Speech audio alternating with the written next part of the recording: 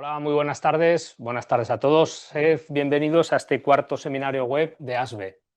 Somos ASBE, la Asociación de Sanitarios de Bomberos de España, y yo soy Francisco Javier Arcos, técnico en emergencias sanitarias del Servicio contra Incendios y Salvamento, Protección Civil del Ayuntamiento de Zaragoza. Como siempre, colaboran con nosotros ASELF, de la Asociación Española de Lucha contra el Fuego, APTB, la Asociación Profesional de Técnicos de Bomberos.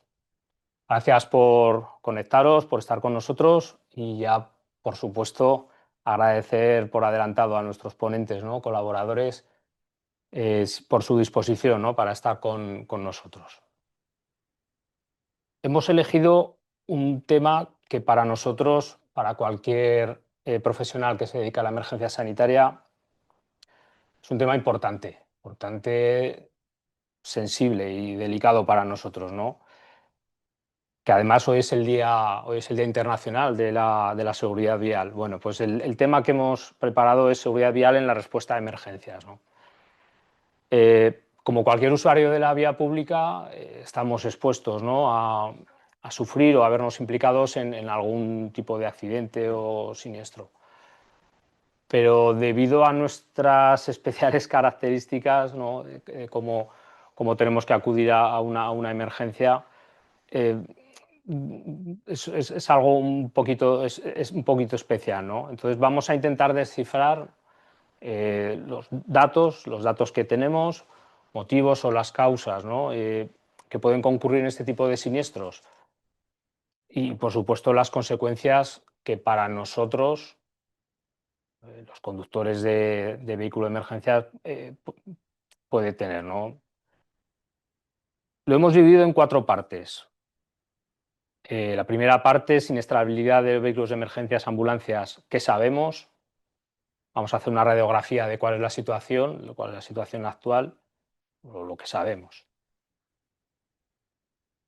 Veremos el marco legal, ¿no? Y las consecuencias penales en este tipo de siniestros, ¿no? Con un vehículo de emergencia, debido a sus características especiales.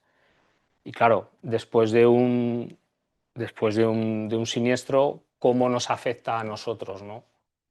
El impacto psicológico y sociolaboral. Acabaremos con un resumen, ¿no? Un recordatorio que siempre tiene que estar ahí de unas buenas prácticas las buenas prácticas que deberían de ser en la conducción de vehículos de emergencia. Bueno, pues si os parece comenzamos el primer bloque. Siniestrabilidad de vehículos de emergencias, ambulancias, ¿qué sabemos? Para este bloque hemos contactado con don Javier García Rendo, técnico en emergencias sanitarias, TES, de SAMUR Protección Civil del Ayuntamiento de Madrid. Además es coordinador de emergencia de protección civil, docente y divulgador.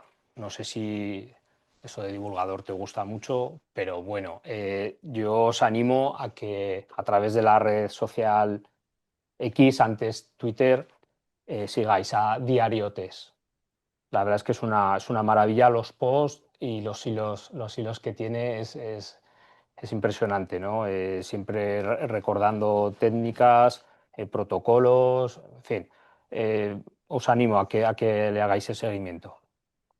Javier, buenas tardes, muchas gracias por echarnos una mano. Hola, buenas tardes. Y disculpar los problemas técnicos.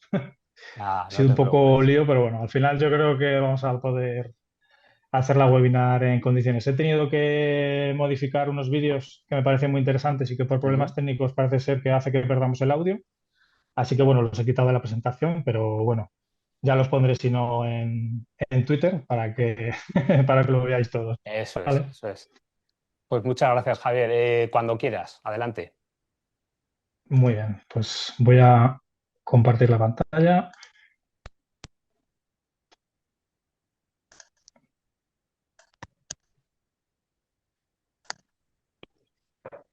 Vale, yo creo que se ve bien, ¿verdad?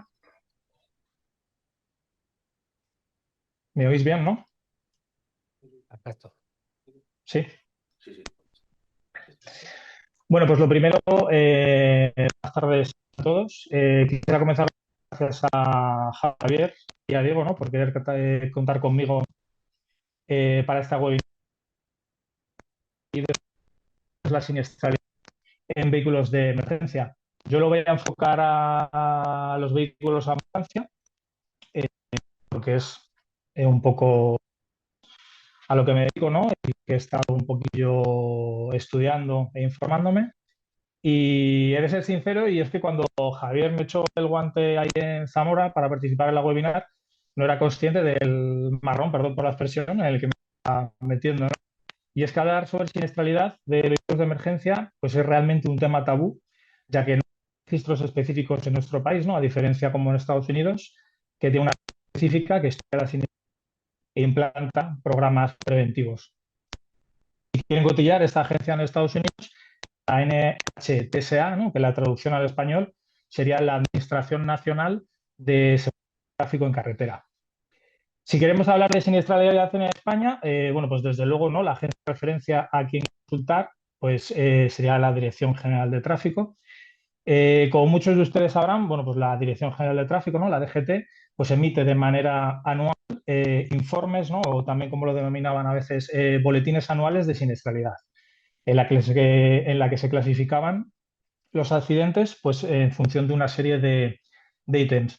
Así que lo primero que he querido plantear para esta webinar, ¿no? Ya que vamos a hablar de siniestralidad, ha sido hacer un análisis, ¿no? Retrospectivo y querer saber de dónde venimos para saber en qué punto estamos. Bueno, pues como decía, para preparar la presentación, bueno, pues hice una extensa, ¿no? y larga búsqueda en la base de datos de la DGT y llegamos a ver que estos boletines anuales que empieza a emitir la DGT comienzan a emitirse en 1962, ¿no? Estos boletines de siniestralidad que mencionaba. Y no es hasta el 82 en el que empezamos a ver que en los boletines figura la palabra ambulancia, ¿no? Como registro específico de la siniestralidad de un vehículo de emergencias.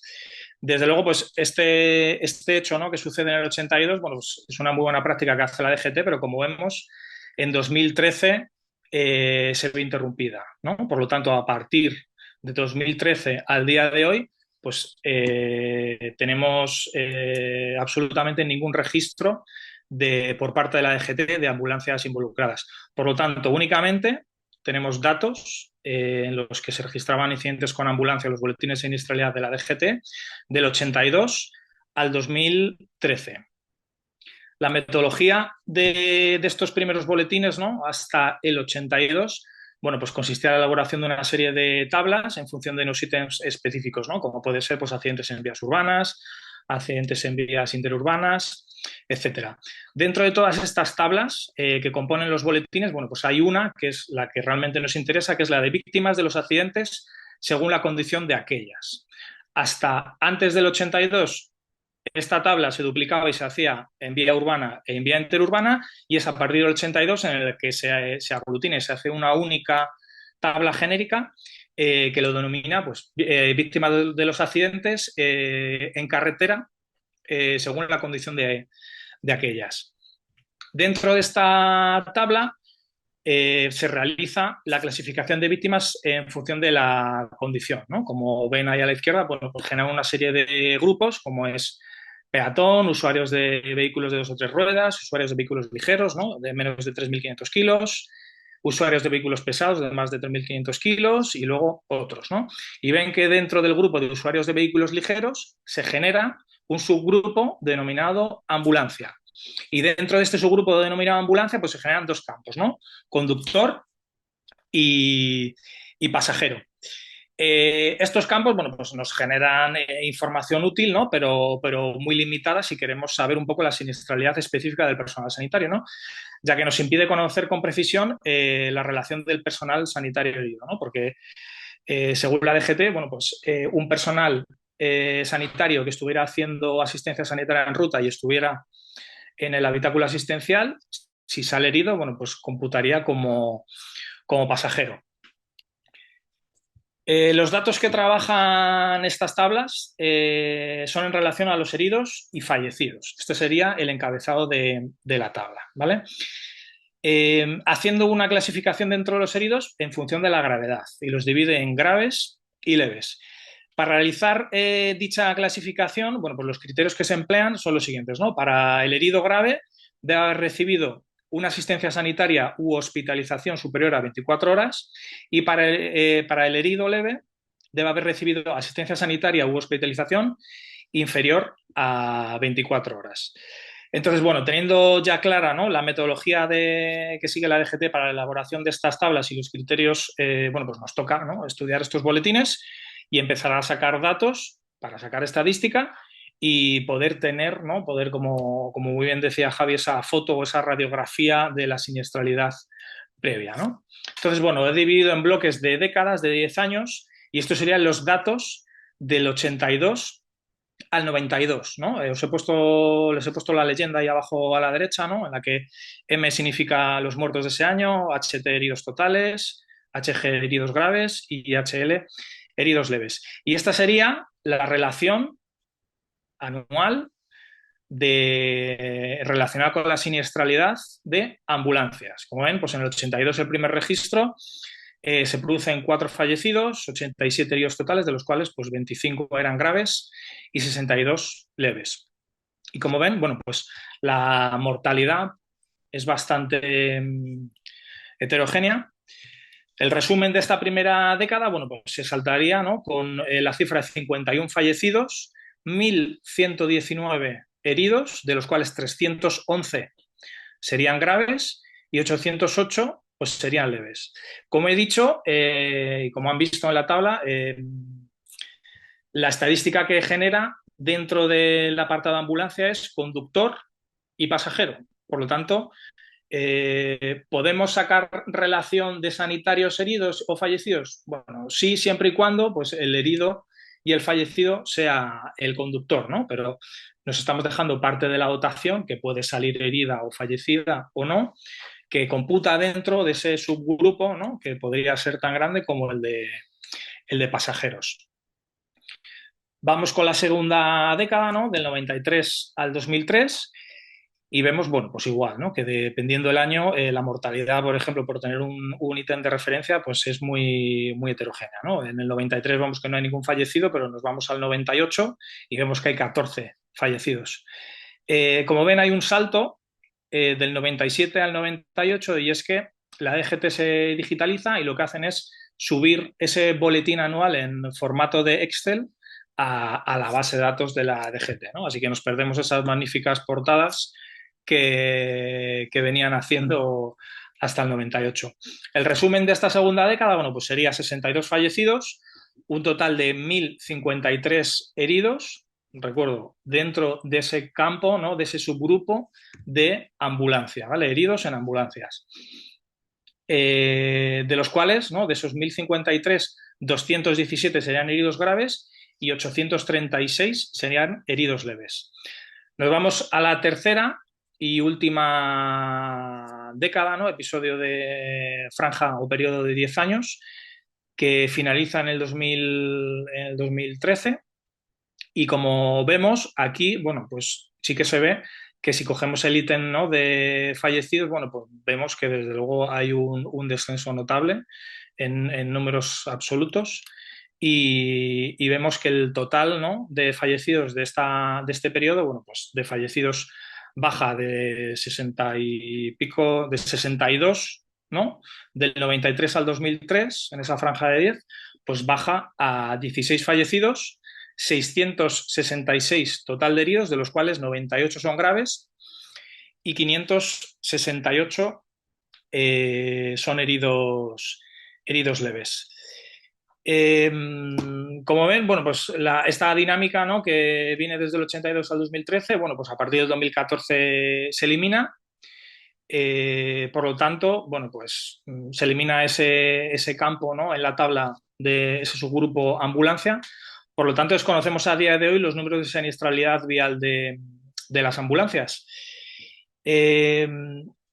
Hice un intento de buscar un informe sectorial lo más actualizado posible, y ayer, a última hora, conseguí hacerme con uno de la empresa DBK, que es una empresa especializada en la elaboración de estudios de análisis sectorial, y en este caso pues hace un análisis del transporte sanitario. Y bueno, nos viene diciendo que el negocio del transporte sanitario pues, ha venido experimentando, ¿no?, un crecimiento constante durante la última década, ¿no? El crecimiento que tuvo en el mercado en el ejercicio de 2022-2023 fue de un 11,8% y en el ejercicio 23-24 de un 7,5%. También nos dice que hay un total de 209 empresas dedicadas al transporte sanitario en España, y aquí lo importante es que nos da además un número total de ambulancias operativas en el territorio español. Y nos dice este estudio que hay 11.668 vehículos ambulancia. Esto a fecha de febrero de 2025. Es evidente, ¿no?, que en la última década, bueno, pues ha ido en aumento el número de unidades operativas y el volumen de demanda asistencial, bueno, pues impulsado principalmente, ¿no?, por ese envejecimiento progresivo de la población, ¿no?, esa pirámide poblacional que tenemos invertida, el incremento de la cronicidad y, bueno, y la mayor accesibilidad a los servicios de emergencias. ¿Esto qué genera? Bueno, pues genera que haya más unidades en la calle, que pasen más tiempo circulando y, obviamente, que pasen más tiempo y que hagan mayor kilometraje, lo que se traduce pues en mayor probabilidad de tener un accidente de tráfico. Teniendo esto como premisa, bueno, pues yo me planteo, ¿no?, cuál es la fotografía actual, porque tenemos, como digo, pues un cero absoluto desde 2013 y del 2013 a ahora pues hay más vehículos en la calle y hay mayor demanda asistencial, por lo tanto pasan más tiempo circulando y se hace mayor kilometraje, ¿no? Entonces, bueno, se me plantea esa cuestión y digo, bueno, pues lo único que puedo hacer yo es intentar hacer un mapa de siniestralidad de ambulancias con el objetivo, ¿no?, de intentar arrojar algo de luz a lo que creo que es una problemática del sector, pero que como no se quiere ver, pues somos incapaces de dimensionar correctamente, ¿no? Bueno, esta es la tabla, ¿no?, para que vean la tabla, la tendencia que sería, ¿no?, de los 3 periodos analizados, para que vean, bueno, pues que obviamente desde el 82 hasta el 2013, pues la tendencia era ir a menos, ¿no?, en esa siniestralidad. Entonces, bueno, ante ese vacío informativo, para intentar saber cuál es la problemática actual en relación a la siniestralidad, bueno, pues me decido hacer un mapa de siniestralidad de ambulancias. Para realizar dicho mapa de siniestralidad, bueno, pues utilizo la plataforma de Google, ¿no?, realizando un mapa en la aplicación de My Maps, y como fuente de datos, bueno, pues únicamente se emplean las notas de prensa, ya que al final es lo único público a lo que puedes llegar a tener acceso.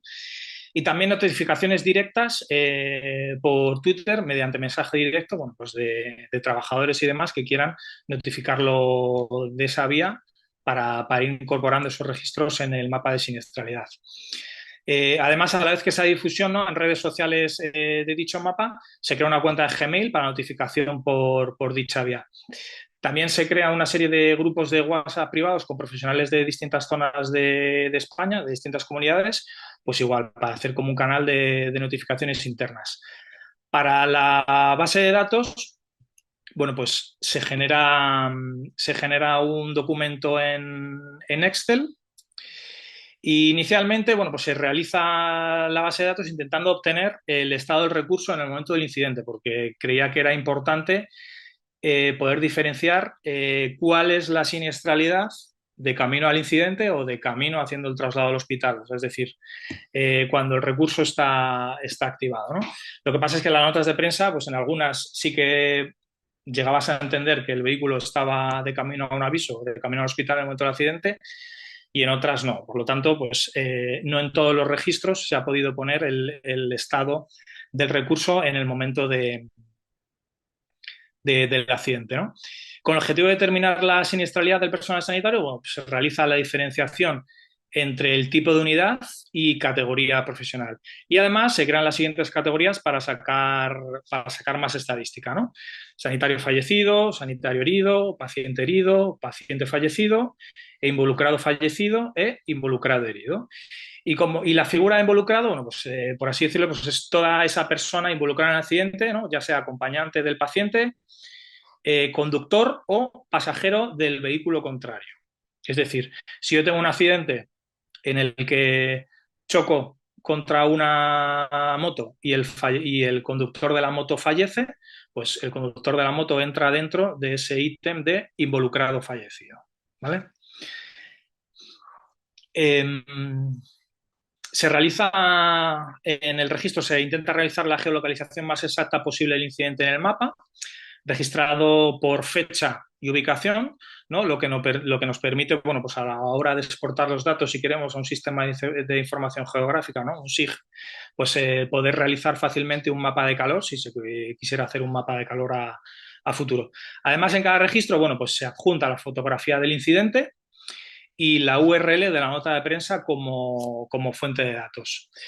La problemática más notable que tiene esta metodología, por decirlo de alguna manera, pues obviamente es la limitación, ¿no? Asociada a la fuente de datos, ya que en prensa, pues obviamente y lógicamente no aparecen todos los siniestros viales con ambulancias involucradas. Y luego, por otra parte, bueno, pues las empresas y los servicios son como muy reacios a facilitar la información asociada a la siniestralidad, ¿no? Lo que limita mucho hacer una fotografía lo más real posible de la problemática. Mandé un par de mails y de peticiones a empresas del sector para ver si querían ayudar con los datos, pero obviamente no se obtuvo respuesta en ningún momento, ¿no?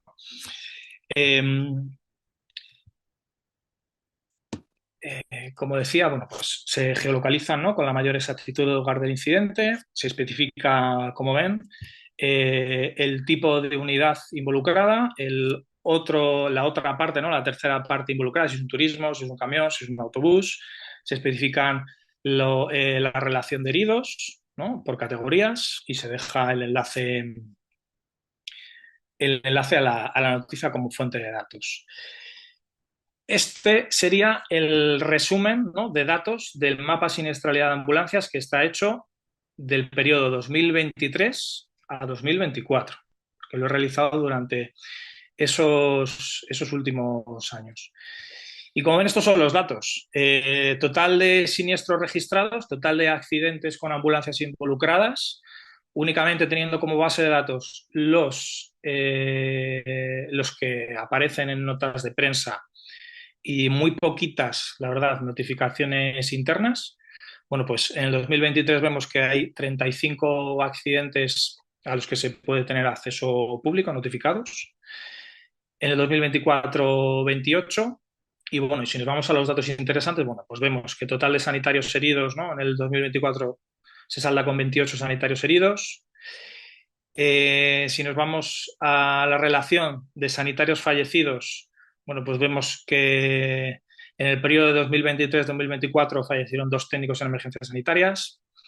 Si nos vamos a la relación, ¿no? de unidad, de tipo de unidad involucrada en los periodos para saber cuál es la unidad que mayor siniestralidad tiene, pues vemos que del total de registros la distribución es la siguiente, ¿no? 18 accidentes de ambulancias no asistenciales, porque dentro de la clase A se ha incluido la A1 y la A2, 38 accidentes en los que está involucrado un soporte vital básico y 7 siniestros viales con una ambulancia involucrada, en la que la ambulancia involucrada es un soporte vital avanzado.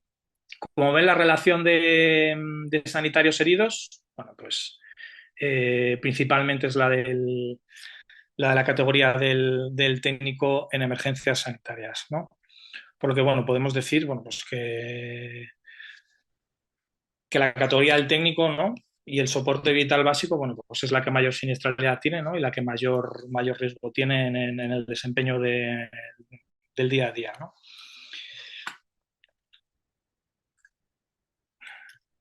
Perdonad.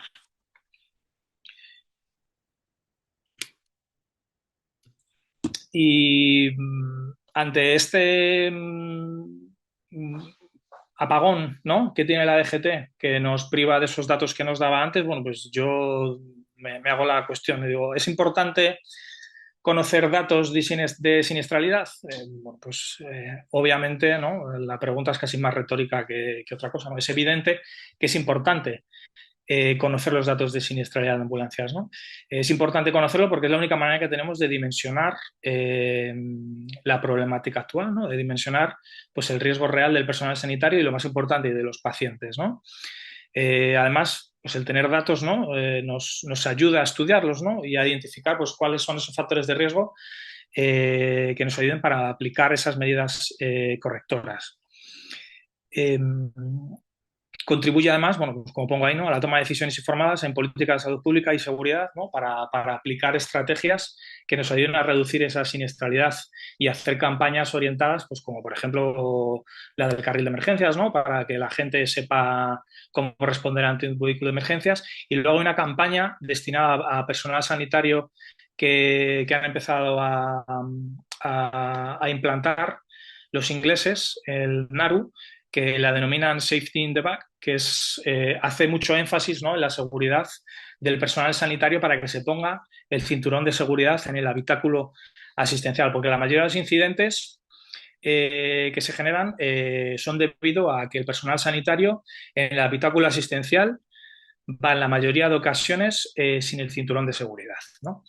Luego he sacado datos también de la NHTSA, ¿no? Como decía, esta agencia americana, ¿no? de siniestralidad y seguridad.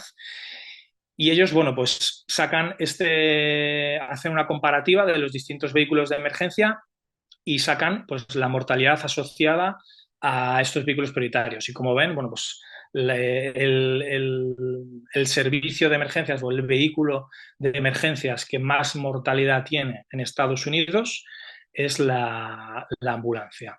Y como ven, bueno, pues también estudian, ellos tienen quizás más infraestructura para poder hacerlo que yo, ellos han conseguido estudiar y han sacado la relación de cuándo se producen la mayoría de los accidentes.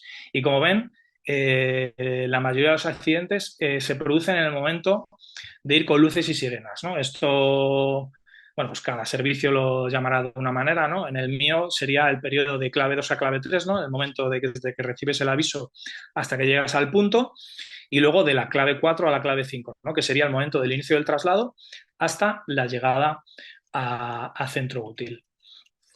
Y luego, bueno, haciendo un repaso rápido, ¿no? a la normativa y a la legislación aplicada a las ambulancias, bueno, pues quería recalcar, ¿no? Que es en el 98 cuando se publica el primer Real Decreto, ¿no? El 619, porque se establecen las características técnicas y equipamiento sanitario, ¿no? Para las ambulancias, y es el 99 en el que aparece y se publica la primera normativa, ¿no? La EN 1789 en España. Luego, en el 2007, ya adaptamos la normativa europea, la UNE 1789 del 2007, que recibe su primera actualización en el 2010, ¿no? De ahí ese nombre tan largo que le ponen más A1, significa actualización primera, y el año en el que se actualiza. En el 2012, como sabrán porque es el que hay vigente hasta el día de hoy, bueno, pues se actualiza ese decreto 619 y queda derogado por el 836 del 2012, ¿no? Javier, Dime. disculpa. Como hemos empezado tarde, hemos tenido que... Si puedes acelerar un poquitín, 5 minutos, Aprieto un que si montón no, porque no, como he no quitado nos, los no nos va a dar. vídeos, ¿Vale? no hay problema. Vale. Vale. Gracias. Entonces, bueno, a partir del 2012 se entra en vigor el nuevo Real Decreto. En el 2014 se produce la segunda actualización de la normativa UNE 1789. En el 21 se produce una actualización importante y cambia ya la nomenclatura, pasando a ser la 1789 del 21, y en el 24 se produce la primera actualización y es la normativa vigente a día de hoy. Muchos no sabrán de lo que estoy hablando cuando digo UNE 1789. La UNE 1789 es, por así decirlo, la hoja de ruta que tiene que seguir el carrocero para transformar un furgón en una ambulancia y que pueda realizar el transporte sanitario, ¿vale? Estas son las novedades importantes de esta última actualización, ¿no? En las que incluye pues, la obligatoriedad de ese avisador del cinturón de seguridad en el habitáculo asistencial que avisa al conductor, ¿no? Ahora, si el sanitario que va en el habitáculo asistencial no lleva atado el cinturón, el técnico, cuando esté conduciendo delante, tiene un testigo que le están diciendo que el personal de atrás va desabrochado.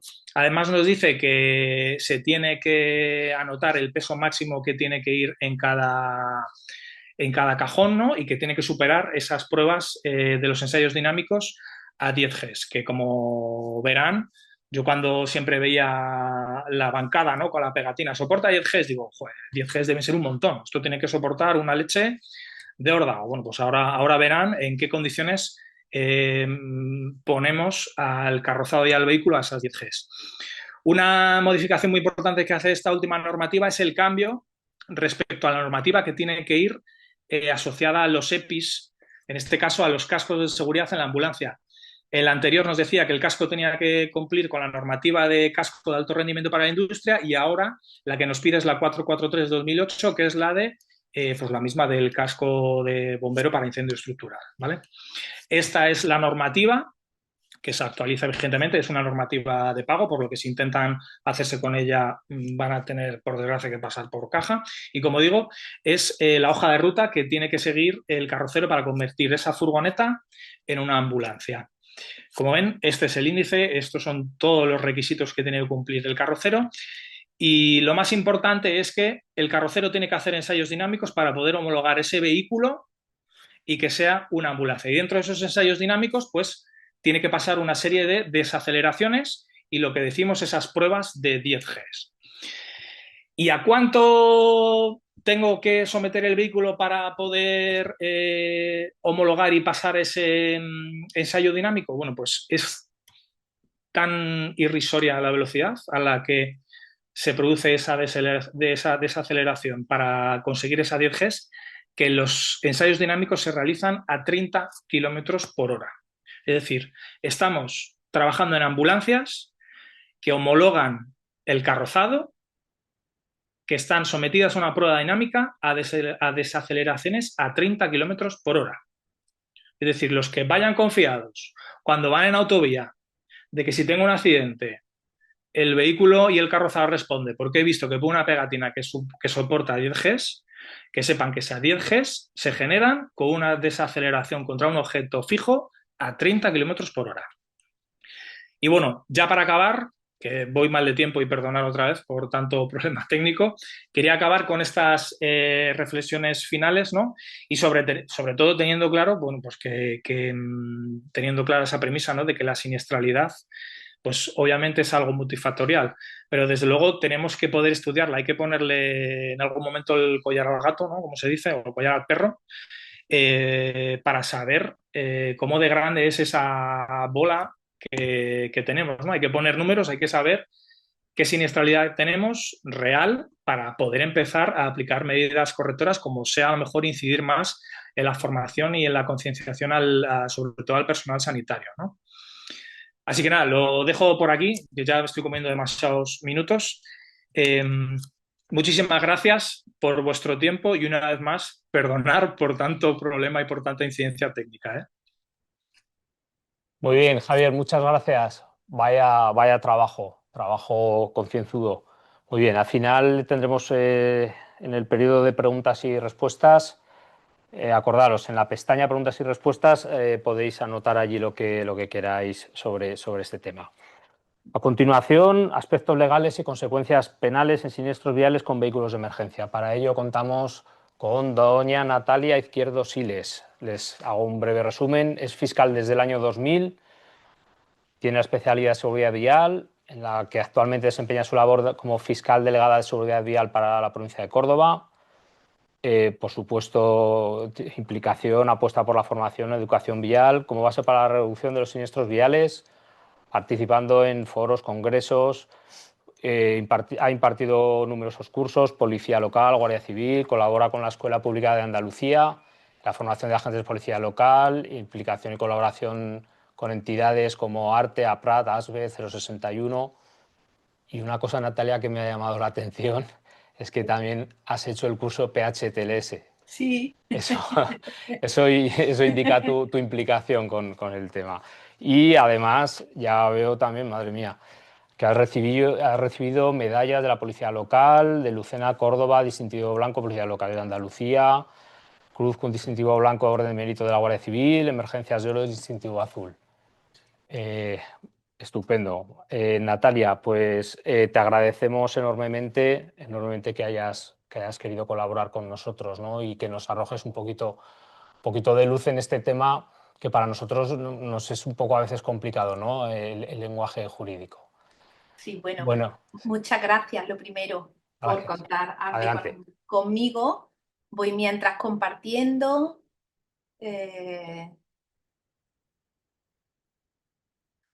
¿Está correcto? Sí, ¿Se ve? perfecto, perfecto, Natalia. Perfecto. Perfecto, adelante. Vale. Pues, como decía, primero daros las gracias por participar en la webinar, porque yo soy la primera que voy a aprender muchísimo aquí con todos los ponentes y todo seguro. Ya Javier pone de manifiesto el problema que hay al no haber estadísticas, al no haber datos, y lo importante que es tener esos datos para poder realizar unas propuestas y poder tener conciencia de la entidad y la trascendencia que tienen las cosas y hacer propuestas para solucionarlas. Yo, ¿qué os digo como fiscal? Pues que cada día, cada vez más, tengo en la mesa siniestros viales en los que están involucrados vehículos de emergencia. Y veo que cada día hay más propensión, ya ha dicho Javier, como cada vez en el tema de la ambulancia hay más ambulancias. ¿Y por qué veo que cada vez hay más accidentes? Creo también tener en cuenta las características especiales de esos vehículos y las condiciones especiales en las que se conducen. Ya estamos viendo de un vehículo características especiales que se va a una excesiva velocidad, luego hay que añadir que van muchas veces nuestros compañeros ahí dentro y la situación de elevado estrés en la que estamos conduciendo. Yo que os quiero aquí, como tengo 20 minutos que me he puesto el cronómetro para respetarlo, lo que me interesa es deciros yo en mi trabajo como fiscal, cuando ocurre un siniestro, qué es lo que se va a analizar y qué es lo que se va a ver en el mismo, ¿no? Qué es lo que yo desde un primer momento intento ver. Cuando hay un siniestro vial, hay que analizar siempre el vehículo, la vía y el conductor. Hay que ir a cada caso concreto. Es decir, aquí no puedo pretender yo deciros enunciados absolutos, porque hay que ir a cada caso concreto. Y cada caso concreto es diferente, igual que cada siniestro vial es diferente, y vosotros lo sabéis, igual que bomberos saben que cada rescate es distinto y los técnicos de ambulancia saben lo mismo. Entonces, no se puede hacer un enunciado general, que hay que exhaustivamente analizar todo muy bien. Vemos el vehículo, la vía y el conductor. Vehículo de emergencia. Yo no voy a pararme aquí con el tiempo que hay. Sabemos que es que un vehículo de emergencia con policía, bomberos, va desde la moto al turismo, la furgoneta, el camión, hasta remolques, ¿no? Entonces, pero hay que tener en cuenta el contexto en el cual se realiza esa conducción, y eso se va a tener en cuenta siempre cuando hay un siniestro. Por eso es lo importante, lo que pretendo hoy, como digo aquí, de saber el marco legal y proteger tanto a las víctimas como a vosotros, que son los servicios de emergencia. ¿Qué aplico cuando ocurre un siniestro? Tengo que tener en cuenta el Código Penal, la Ley de Seguridad Vial y el Reglamento General de Circulación. En el Código Penal, ¿qué encontramos? Pues todas esas conductas que entiende la sociedad en la que vivimos, que son los hechos más graves porque afectan a nuestros bienes más preciados, que son la vida y la integridad. Entonces, esas conductas que afectan a nuestros bienes básicos, pues se les ponen las condenas, se les pone la consecuencia más grave, que es en este caso, por ejemplo, la pena de prisión. ¿Qué ocurre en tráfico? Porque una misma conducta se puede castigar desde el punto de vista administrativo, es decir, con las multas, para que nos entendamos, la multa de policía local o la multa de la Guardia Civil, o puede irse ya al juzgado, depende de la gravedad. Entonces hay que analizar cada caso y ver todas las circunstancias que concurren y ver de verdad cuándo se aplica el Código Penal, cuándo de verdad se dan los elementos necesarios para ello. ¿Qué ocurre en un siniestro con un vehículo de emergencia? Podemos encontrarnos que esa persona conductora, ambulancia, el camión de bomberos, el coche de policía, y ahora intentaré poneros casos de verdad reales, puede dar lugar a que cometa un homicidio imprudente, que ahora vamos a ver, unas lesiones por imprudencia, puede ser condenado por conducción a velocidad excesiva, ya veremos en los casos en los que no había servicio de urgencia y ha aprovechado para poner los rotativos cuando no había urgencia. Puede ser condenado por conducir bajo la influencia de droga y alcohol, o por conducción temeraria, creación de graves riesgos para la circulación. Este es el caso que hay de dejar el vehículo en medio de la autovía y crear un grave riesgo, por ejemplo, o dar lugar también al abandono del lugar y la omisión del deber de socorro. Cuando hay un siniestro, yo analizo la conducta del conductor. Vamos a dejar a un lado, tenemos que hacer dos bloques. Por un lado va a estar la conducta del que conduce y por otro va a ser la consecuencia de lo que ha pasado. Tengo que ver ese conductor, cómo realiza esa conducción. Ahí os pongo una serie de factores. La velocidad, cómo iba, si ha consumido alcohol, si han consumido drogas, cómo llevan las luces, si ha avisado, su conducción, y para ver si en esa conducción ha cometido algún tipo de imprudencia, porque puede que no haya cometido ninguna, que también ha habido casos y es responsabilidad de la otra parte.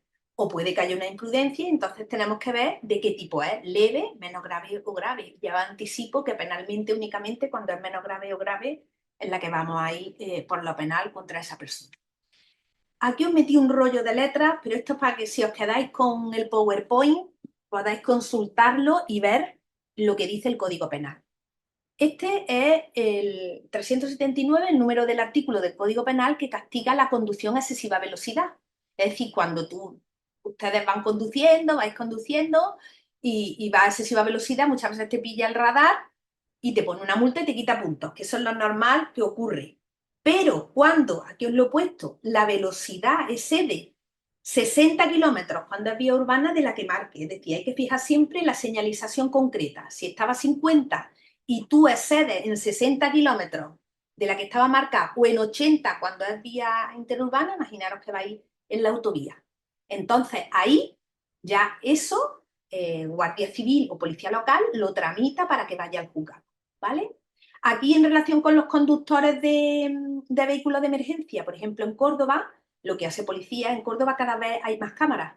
Entonces muchas veces, y hay unos túneles, la ronda, muchos túneles con cámaras, y muchas veces la policía local les salta el exceso de velocidad de la ambulancia o de un camión de bomberos. Simplemente entre ellos aquí se comunican y confirman que estaban en un servicio de urgencia y no hay más problemas, ¿vale?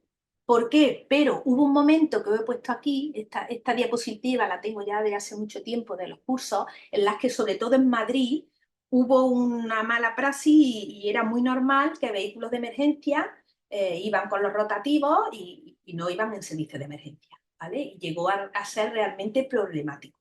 Entonces, ve aquí el segundo apartado, lo que digo es que cuando se detecta un exceso de velocidad punible, pues es necesaria una mínima actividad de investigación policial para determinar si ese vehículo estaba o no en servicio de emergencia. Eso es lo primero que hay que determinar, si está en servicio de emergencia o no. Luego, aquí he puesto el segundo apartado de ese artículo, habla de la conducción con alcohol y drogas.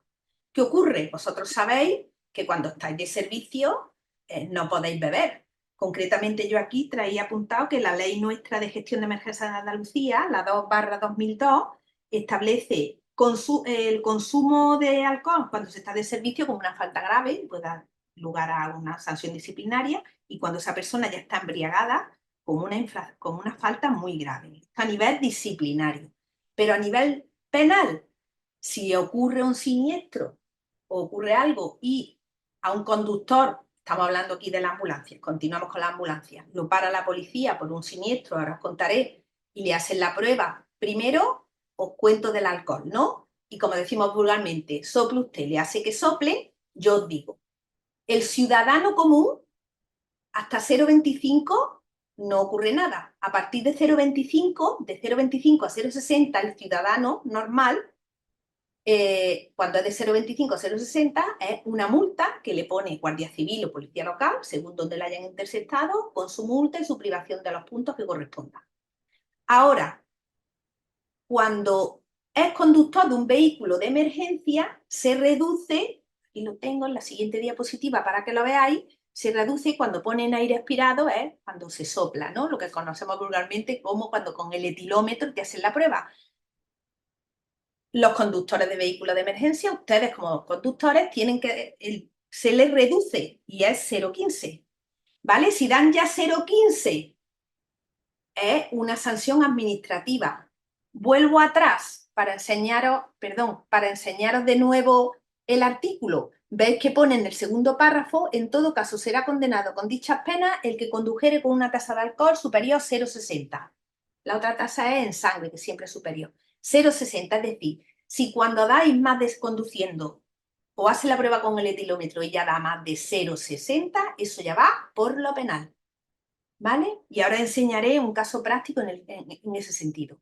Con respecto a las drogas, en las drogas, pues lo mismo, si vas en el control de drogas y da positivo, puede ser, según el grado de influencia que se tenga, tramitarse por lo administrativo o por lo penal. Ahora os pongo casos que lo que quiero es que os quede muy claro, ¿vale? Pero decir que tengáis claro que vosotros es a partir de 0,15 miligramos. Esto estamos hablando, para que vaya al penal, tiene que ser más de 0,60, si es de 0,15 a 0,60, multa administrativa, sin perjuicio de lo que luego en vuestro servicio os quieran imponer como sanción, que es completamente complementario. La conducción temeraria, que también se habla mucho, conducir con temeridad manifiesta, conducir de una manera con una infracción total de las normas de tráfico, pero para que vaya por lo penal necesito que se ponga en concreto peligro la vida o la integridad de las personas, porque también existe la temeridad manifiesta sancionada por multa administrativa. Os pongo un caso. Córdoba, además que es real, Córdoba, y va un coche en Córdoba, imaginaros el calor que hace, ¿no? Lo sabéis. En agosto, a las 4 de la tarde, por una avenida, un coche casi a 200 por hora. Entonces lo para la policía local y lo quieren meter por lo penal. Pero ¿qué pasa? Ese coche a 200 por hora en agosto a las 4 de la tarde no se encontró con nadie. A ver quién es capaz en Córdoba de salir. Os lo digo, que intentáis venir en agosto aquí a las 4 de la tarde y dar un paseo. Entonces, ¿qué pasó? Pues eso se tramitó como sanción de infracción de la ley de tráfico administrativa, pero no se puede ir por lo penal. Ahora, si ya me dice la policía que consecuencia de esa conducción temeridad manifiesta, día en sentido contrario, saltarse los stops, los ceda al paso, los semáforos en rojo, por zonas peatonales, estamos ya viendo normas muy graves de infracción, ¿no? Y con ello, pues ha habido un peatón que ha tenido que pegar un salto en una rotonda, un coche ha tenido que frenar, o ha llegado realmente un impacto, si estaríamos en conducción temeraria. Cuando fallece alguien, y ahora lo vamos a ver, pues también el 142 es el que ve el delito de homicidio por imprudencia grave. Vamos a ver la conducta, la conducción del conductor y vamos a ver si ha incurrido en imprudencia grave. La pena va de prisión de 1 a 4 años con privación del derecho a conducir, incluso imprudencia profesional. Esa imprudencia, como digo, puede ser menos grave. Ahora vamos a ver todo esto, casos prácticos, y os lo explico. Y pueden crearse lesiones, pueden darse lugar también lesiones como consecuencia de esa imprudencia, que se generen una serie de lesiones. Igualmente la imprudencia tiene que ser o grave o menos grave. Yo he dicho que la leve no está tipificado, no es nada penal, se archivaría el procedimiento. ¿Qué es lo que dice la ley de tráfico con respecto a vosotros, conductores de vehículos en servicio de urgencia? Que tenéis preferencia de paso. Eso está claro, que cuando estáis en servicio de urgencia tenéis preferencia de paso. Y que incluso podéis circular por encima de los límites de velocidad establecidos y no cumplir una serie de normas. Pero eso exige, no es que yo voy saltándome los semáforos en rojo llegando a las intersecciones, exige claramente que yo tengo que darme cuenta que el resto de los usuarios de la vía se han dado cuenta, yo tengo que reducir velocidad cuando llego a una intersección, cuando llego a un cruce, si me voy a saltar un semáforo en rojo, y simplemente lo que tengo que darme cuenta es que el resto de los usuarios se ha dado cuenta de que yo estoy en servicio de urgencia, llevar siempre los rotativos acústicos luminosos y darme cuenta que el resto de los usuarios se están apartando, me están dejando paso, darme cuenta que ellos perciben, eso lo tenéis que ir vosotros dando cuenta, no simplemente pongo los rotativos, me avisan de urgencia y yo conduzco a excesiva velocidad saltándome los semáforos sin darme cuenta si la gente o no. Es decir, hay que tener en cuenta el resto. En cuanto al cinturón de seguridad, estoy de acuerdo con lo que dice Javier. La ley, y ahora os contaré también con supuestos prácticos, dice que puede circular sin cinturón los conductores y pasajeros de vehículos en servicio de urgencia.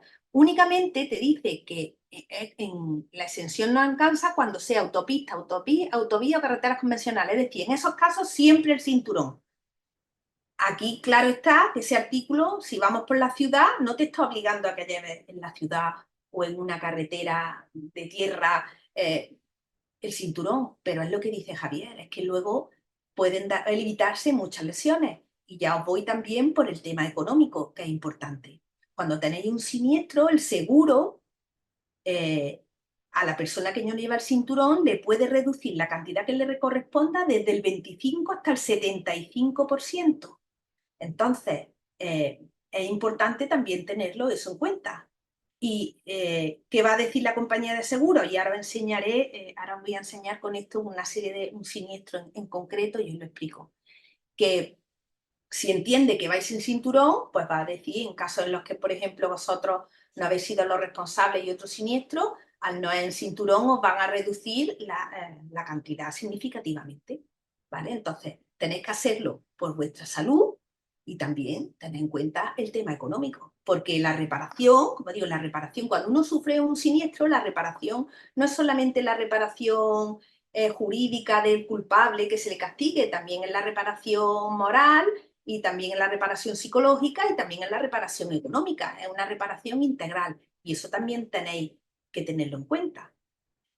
Responsabilidad civil. Una persona, si vosotros como conductores cometéis un ilícito penal, y ahora lo vemos, y sois responsables de un delito, vais a ser responsables también de esa indemnización. ¿Qué ocurre? Que normalmente esos vehículos van a tener su seguro. El que va a responder es el seguro del vehículo frente a los terceros que le hayáis causado un daño, ¿vale? Si como consecuencia de vuestra conducción se causa la muerte de una persona, el seguro de la ambulancia es el que va a pagar esa indemnización. Pero ese seguro luego va a poder repetir contra vosotros y exigiros ese dinero. Y luego también habrá que valorar en el caso concreto si la empresa tiene algo que ver para ser la responsable civil subsidiaria, ¿vale? Entonces, en cuanto a causística y ejemplos reales, la verdad que no tenemos mucho y también es por lo que dice Javier, que es que no hay estadísticas, ni hay casos, ni hay supuestos. Yo con el tema del cinturón de seguridad, el otro día también estuve preguntando en Madrid y la verdad que hay poco. Yo os cuento, mira, en Córdoba, el caso concreto, y os digo para que lo veáis más claro. Iba la Guardia Civil conduciendo, iba la ambulancia delante de la Guardia Civil, encima.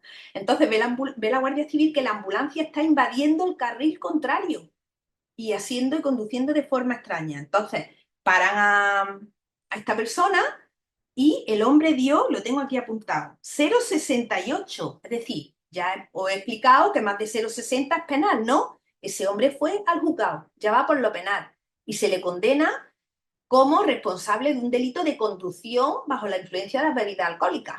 Además que el señor, tengo aquí apuntado y lo pone, llevaba 2 personas enfermas y los acompañantes.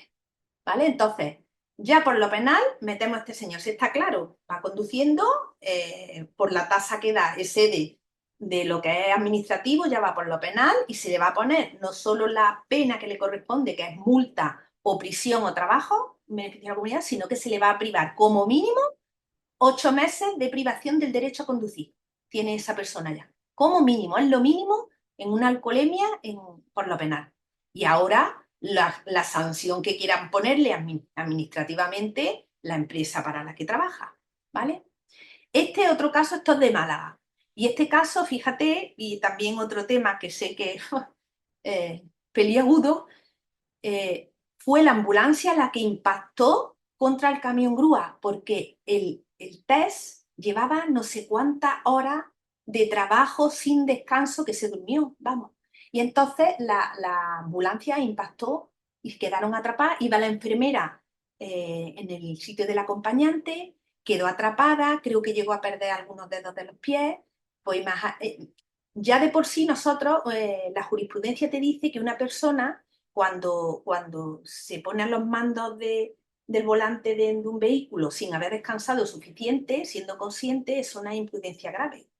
Imaginaros esto, la trascendencia ahora que tiene si en los servicios de urgencia, cómo estamos. Yo sé cómo estáis los sanitarios, yo sé cómo estáis los bomberos, las horas que echáis, muchas veces días horrorosos de guardia. Entonces, este tema no solo tiene la imprudencia de haberse puesto el propio conductor sabiendo que no está en condiciones al volante, sino también esa responsabilidad subsidiaria o paralela, podemos decir, de esa empresa de ver cómo está gestionando los descansos. No sé si sabéis que hay el fiscal puede recibir denuncias. Una vez llegaron a hablarme de una empresa aquí de ambulancias que querían denunciar por eso, porque no había descanso y sabéis que ese es un tema también preocupante. Esto quería enseñar esto fue el camión de bomberos se dio la tierra, ¿vale? Y pasó lo mismo. No, justo cuando van a arrancar, después de haber apagado un incendio, como había mucha lluvia, cede la tierra y se cayó. Aquí el problema es que no querían pagarle porque no llevaban el cinturón, pero esto era un camino de tierra, habían empezado y seguían en servicio de urgencia, por lo cual al final la compañía la ha dado el de. También quería enseñaros, ya veo que voy por los 19 minutos. Esto es una ambulancia. Esto ha sido en Málaga. Llaman a bomberos de que la ambulancia está ardiendo. Y cuando llega la ambulancia tenía las botellas de oxígeno estaban sueltas dentro de la ambulancia. ¿Vale? Llegó bomberos los primeros, antes que Guardia Civil, y establecieron un perímetro de seguridad de casi 150 metros. Bueno, pues si veis la foto, ¿veis que falta una puerta de la ambulancia? Pues esa puerta de la ambulancia fue una de las botellas al estallar, eran como cohetes. Entonces, una de ellas se llevó la puerta y la llevó al otro lado de la autovía. Bueno, espectacular, es decir, salían las botellas como si fueran cohetes. De hecho, hay bomberos que han resultado lesionados. Uno de ellos ha perdido del golpe, ha perdido el oído, creo que ha perdido el oído. Y bueno, era impacto como cohetes. Aquí he puesto para que veáis, eso era el camión de bomberos que estaba súper retirado, lo usaron de parapeto, tuvieron que cortar la autovía, ¿vale? Entonces, ahí, ¿qué problema tenemos también? Vamos a ver, lo que te digo, el mantenimiento de la empresa y ves que tiene que estar todo en perfectamente condiciones. Recomendaciones, por lo que tengo ahora últimamente que me ha pasado, por desgracia en Córdoba, lo que he tenido los dos últimos han sido impactos de policía, de ir en los servicios de urgencia. Uno todavía está tramitándose en el que falleció, impactaron con un motorista y falleció, y estamos todavía ahí en trámite, y uno que ya se archivó porque la policía fue correctamente, iba a un incendio, entonces da la casualidad que además tuvieron, como estaban todas las cámaras, digo que hay, se vio perfectamente cómo el coche activa los prioritarios, acústicos luminosos, cómo llega, cómo se saltan los semáforos rojos, pero cómo va el coche teniendo en cuenta que el resto de los usuarios, y era una moto que se ve que es que ni frenó, que no sabemos cómo no se dio cuenta. Cuando todos iban reaccionando, al final se hizo la investigación y se vio que no había sido responsabilidad de la policía. Como buenas prácticas y recomendaciones, pues siempre es fundamental, y yo que miro también en los expedientes, que está en servicio de urgencias, que llevan las señales acústicas y luminosas, que cuando han llegado se ha reducido un poco la velocidad, las intersecciones, pasos de peatones son las adecuadas para apercibirse por lo menos que el resto de los usuarios se está dando cuenta que pedimos paso y que tenemos prioridad y que están reaccionando a eso. Siempre documentar adecuadamente mucho que estamos en un servicio de urgencia, porque es lo primero que se va. Y luego también, ¿qué es lo que veo en mi día a día? Pues que es necesaria la formación, conducción defensiva en normativa legal. Veo que es fundamental que tengáis conocimiento del vehículo que tenéis, del estado en el que se encuentra, de sus dimensiones, del peso que tiene para luego frenar, el centro de gravedad luego cuando dais las curvas, eso tenéis que darlo cuenta. Y me di cuenta muchas veces, el otro día, ya para finalizar, la Universidad Europea tiene como un experto en emergencia y doy clase, y hubo un chico bombero que ha hecho un estudio de la siniestralidad precisamente en esto. Y habla de toda España y es espectacular ver cómo hay sitios en el proceso selectivo de los bomberos no se le hacen pruebas de conducción. Incluso cuando aprueban, luego no hay en el ingreso no hay una formación inicial ni una formación continuada, ¿no? También ahora que escucharé con mucha atención a Olaf, pues entiendo que también tendría que haber protocolos, que lo hablo dentro de mi ignorancia, Olaf, ahora te escucho. Si hay protocolos de salida ahora para que tú cuando te avisen, ese conductor tiene que saber gestionar el estrés, ¿no? Entiendo eso, que tiene que haber un equilibrio siempre entre lo que es la urgencia del servicio y la seguridad vial, que hay mucha necesidad de formación especializada para los conductores de emergencia, y es lo que os digo, que la seguridad de terceros y la prudencia deben de prevalecer. Y luego he puesto aquí unas frases que el otro día busqué en internet, me gustaron mucho, Tu rapidez salva vidas, pero tu prudencia las protege. En cada sirena recuerda que llegar seguro también es parte del rescate y que esa urgencia no justifica el riesgo. Por vosotros sois los rescatadores.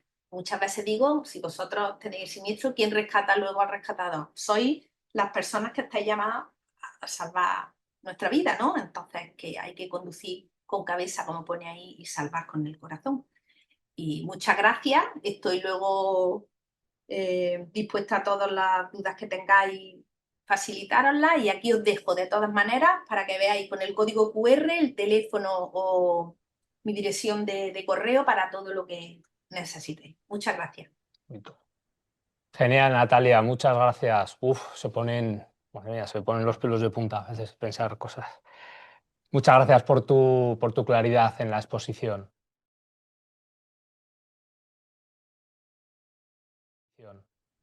Bueno, pues ya hemos tenido el siniestro, el accidente, y ahora pues toca gestionar, ¿no? Gestionar emocionalmente cómo hacemos. Para esto, pacto psicológico y sociolaboral, los siniestros viales, en los profesionales de emergencia, contamos con doña Olatz Lekue Aramburu.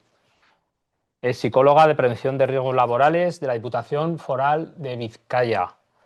Olatz, muchas gracias. Muchas gracias por participar. Bienvenida. Cuando Gracias. quieras. Vale. A ver, empiezo. ¿Vale? ¿La veis? Sí, Vale. perfecto. Bueno, pues empiezo. Vale.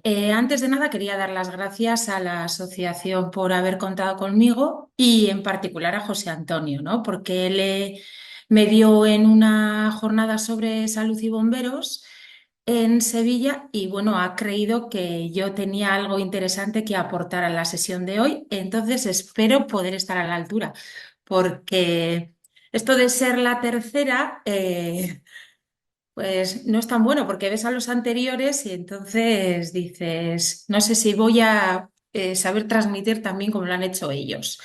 Pero bueno, yo soy psicóloga, trabajo como psicóloga de prevención de riesgos laborales, soy técnica en prevención de riesgos laborales y en la Diputación, y entre los colectivos que llevo está el colectivo de bomberos. Pero también estoy formada en primeros auxilios emocionales.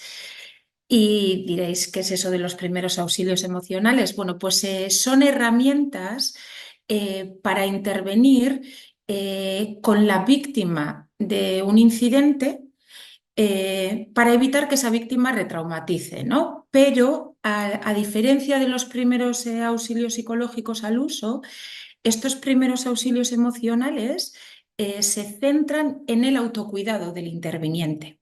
Y os explico esto porque es desde estas dos vertientes desde las que yo he pivotado la presentación, ¿no? Desde el hecho de que trabajo en prevención y de que también trabajo en primeros auxilios emocionales, que es también otra manera de prevenir, porque es visibilizar el autocuidado de las personas que trabajáis en emergencias. Bueno, lo único que da control a las personas es la información, ¿no? ¿Qué quiere decir esto? Que para que yo me sienta segura ante algo, tengo que saber qué es ese algo, ¿vale? Entonces tengo que conocer lo que hay detrás y eso también forma parte de la prevención, porque la prevención es eso, la prevención viene a identificar un riesgo para después eliminarlo en la medida que sea posible su eliminación o por lo menos minimizarlo, ¿vale? Pero para hacer eso yo necesito conocer el origen, conocer ese riesgo y el por qué se da. Entonces, para yo cambiar una conducta, necesito conocerla. Y desde ahí es desde lo que yo también quiero explicar lo que he venido a contaros, ¿no? Entonces, si en este conocer quiero explicaros y desmontar ciertas ideas que hay detrás del colectivo de personal de emergencias. Y lo primero es que detrás del uniforme de cualquiera de los colectivos, lo que hay es una persona.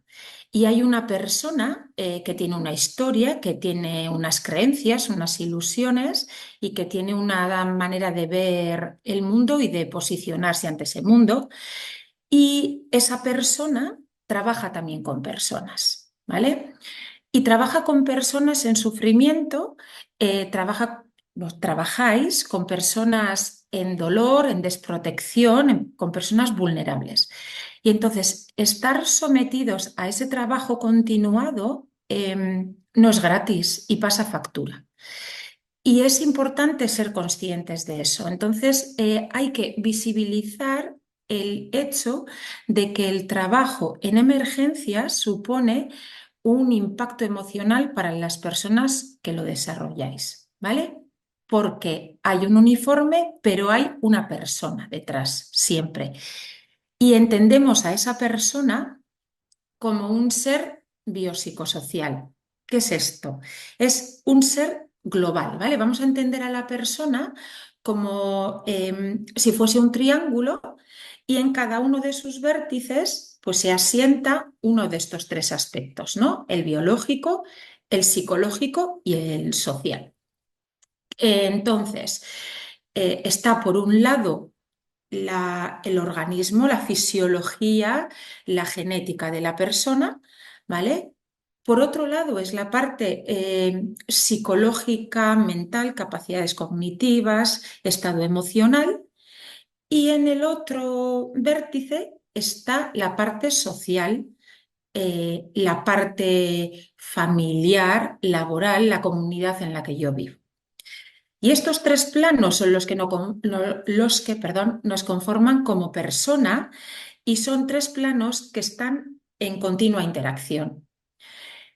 Que si uno de estos se ve afectado, los otros también se van a ver afectados y que yo no puedo sacar uno y dejar, o sea, desligarlo de los otros dos, ¿no?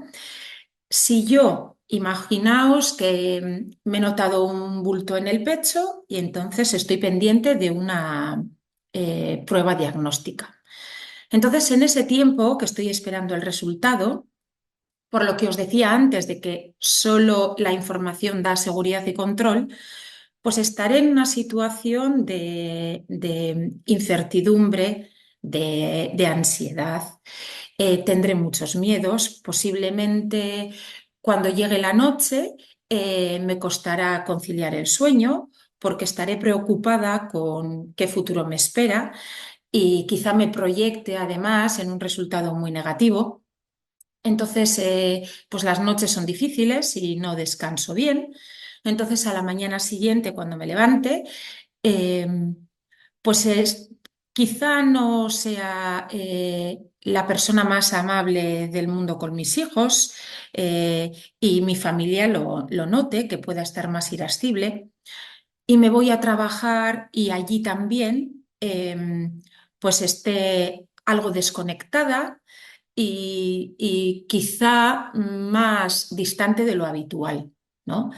Y eso es así porque hay una preocupación que me está invadiendo y esa preocupación afecta a todo mi ser. Y cuando nos dicen que dejemos los problemas fuera del trabajo, pues eso no se puede hacer, ¿vale? Lo que tenemos que ser conscientes es que somos ese todo y entonces que si estamos en una situación de ese tipo, tendremos que hacer un esfuerzo añadido, un trabajo extra personal para manejar todo lo que la situación nos está generando, porque tenemos un trabajo que desempeñar.